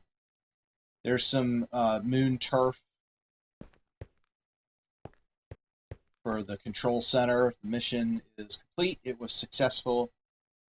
Actually, this is a really good place to debrief the mission right here. So, we should, yeah. All right. So let's see.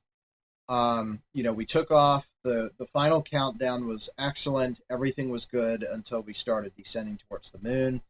At that point, we determined that it was night. That was really bad. I landed. I thought that maybe the creepers wouldn't be able to approach the ship because the landing legs might block it. So I decided to not get out of the vehicle. That was until I heard the creeper hiss, and I was hoping that the craft would keep me alive. Unfortunately, that was not the case. So it blew up, and we had to reset the next morning. Once it was morning, that made everything much better. We just got all the stuff together. Once everything was in my inventory, I was able to equip my spacesuit and oxygen gear and recover some XP. From that point forward, the mission proceeded nominally. We ended up with a daytime sufficient base with a lunar daytime in Minecraft of about 5 hours. There's not really any reason why we would want to spend the lunar night anyway, because there's nothing we can do. But if we do, there's a heck of a lot more battery boxes that we're going to need. So yeah, we got to accomplish all of our mission objectives. We got enough meteoric iron to process some airlocks, which is fantastic. I'm going to do that. I'm going to craft some of those. I think when we're done with that. It's two words. Yeah, we need steel and all this other stuff. I'm not even sure if this is all here. We might have to go. Yeah, we might have to go back to New Venice City for that. But yeah, we left our Goodwill book. We got soil samples. We made first contact. We had a gift exchange. We gave them a gift. They gave us a gift. All around, fantastic mission other than the ugly start, which, let's be honest, we knew about. We did our best to avoid, but I'm not exactly sure how the timing works at Minecraft. Not even sure why so much time passed after we had taken off from the moon, unless it was the descent. So that was kind of strange. Next time we'll try morning launch and see if that helps. But yeah, so let's see the rest of this stuff. Some of it we'll probably keep here. We'll probably there's some stuff over there. We'll also get it, I guess, into the central instrumentation facility for additional study. And yeah, that's about it.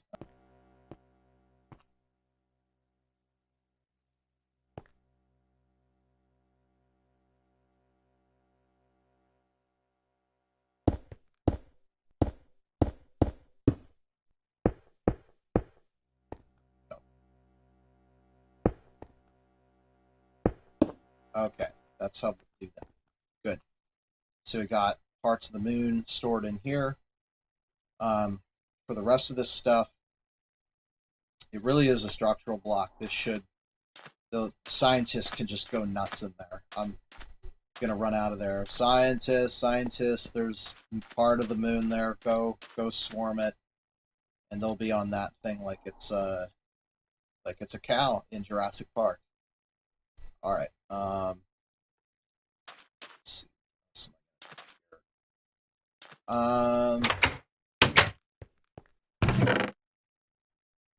Oh yeah.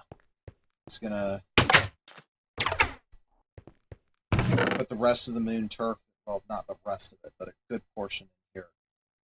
So we've got 12 and 64. Let's put a full stack of moon turf in here.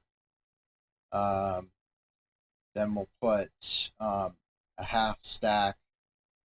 Actually, yeah, we can do a half stack of dirt. And then 2 stone. Okay. So coming home to New Venice, we have the raw meteoric iron for processing, the moon turf, the lunar dirt, and 1 stone. This is for display in the capital city. And we have the bucket, which is just extra. I never thought I'd live to see the day. We are shipping part of the moon on a train. How about that? Hopefully next time it'll be, well, not next time, but in the future, it will be shipping the moon on a train. Yes, that's what we're talking about. And it's high noon. I think it's about high time to end this one. So, yeah, that was a good run back in Norsden Land. It's been a while. Will I do more episodes? I don't know. Depends on how I feel and how the demand is, but it's nice to come back here. I built this place to explore space. We finally did it for the first time, so that was kind of nice. We got a lot accomplished. We learned a lot, and that was something that I've been wanting to do for more than a decade. Allowed me to exercise both my scientific and engineering expertise as well as rational thought capabilities. That was really fun. Honestly felt like I was an astronaut on that adventure. What an adventure it was. But we're back, so we can go ahead and get out of this desert, which still looks way too much like the moon. We're back. Let's actually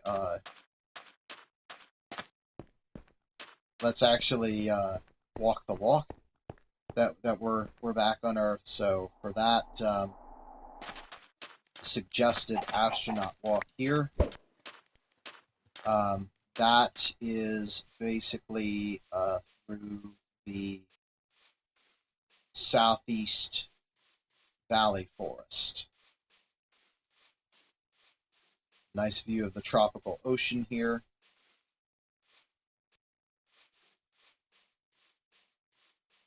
Hey, there we go. Once the wormholes disappear. Much better. Ah, there we go. Now, oh, listen to those leaves. We are back on Earth, and how nice it is.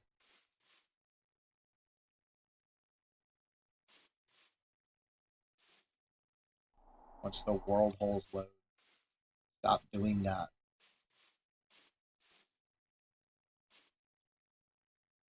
There we go. Oh, nope. Can we get all sides, please? All sides. Like this is a losing battle. Okay, that'll happen. Gorgeous. We are back.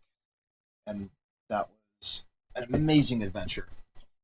Thank you all for joining me on said adventure. And, well, I guess we'll see you in the future.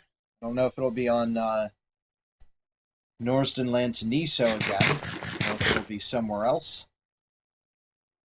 But this is Dr. Aeronautics, unequipping his parachute, and signing off from terra firma. Take care, and bye-bye.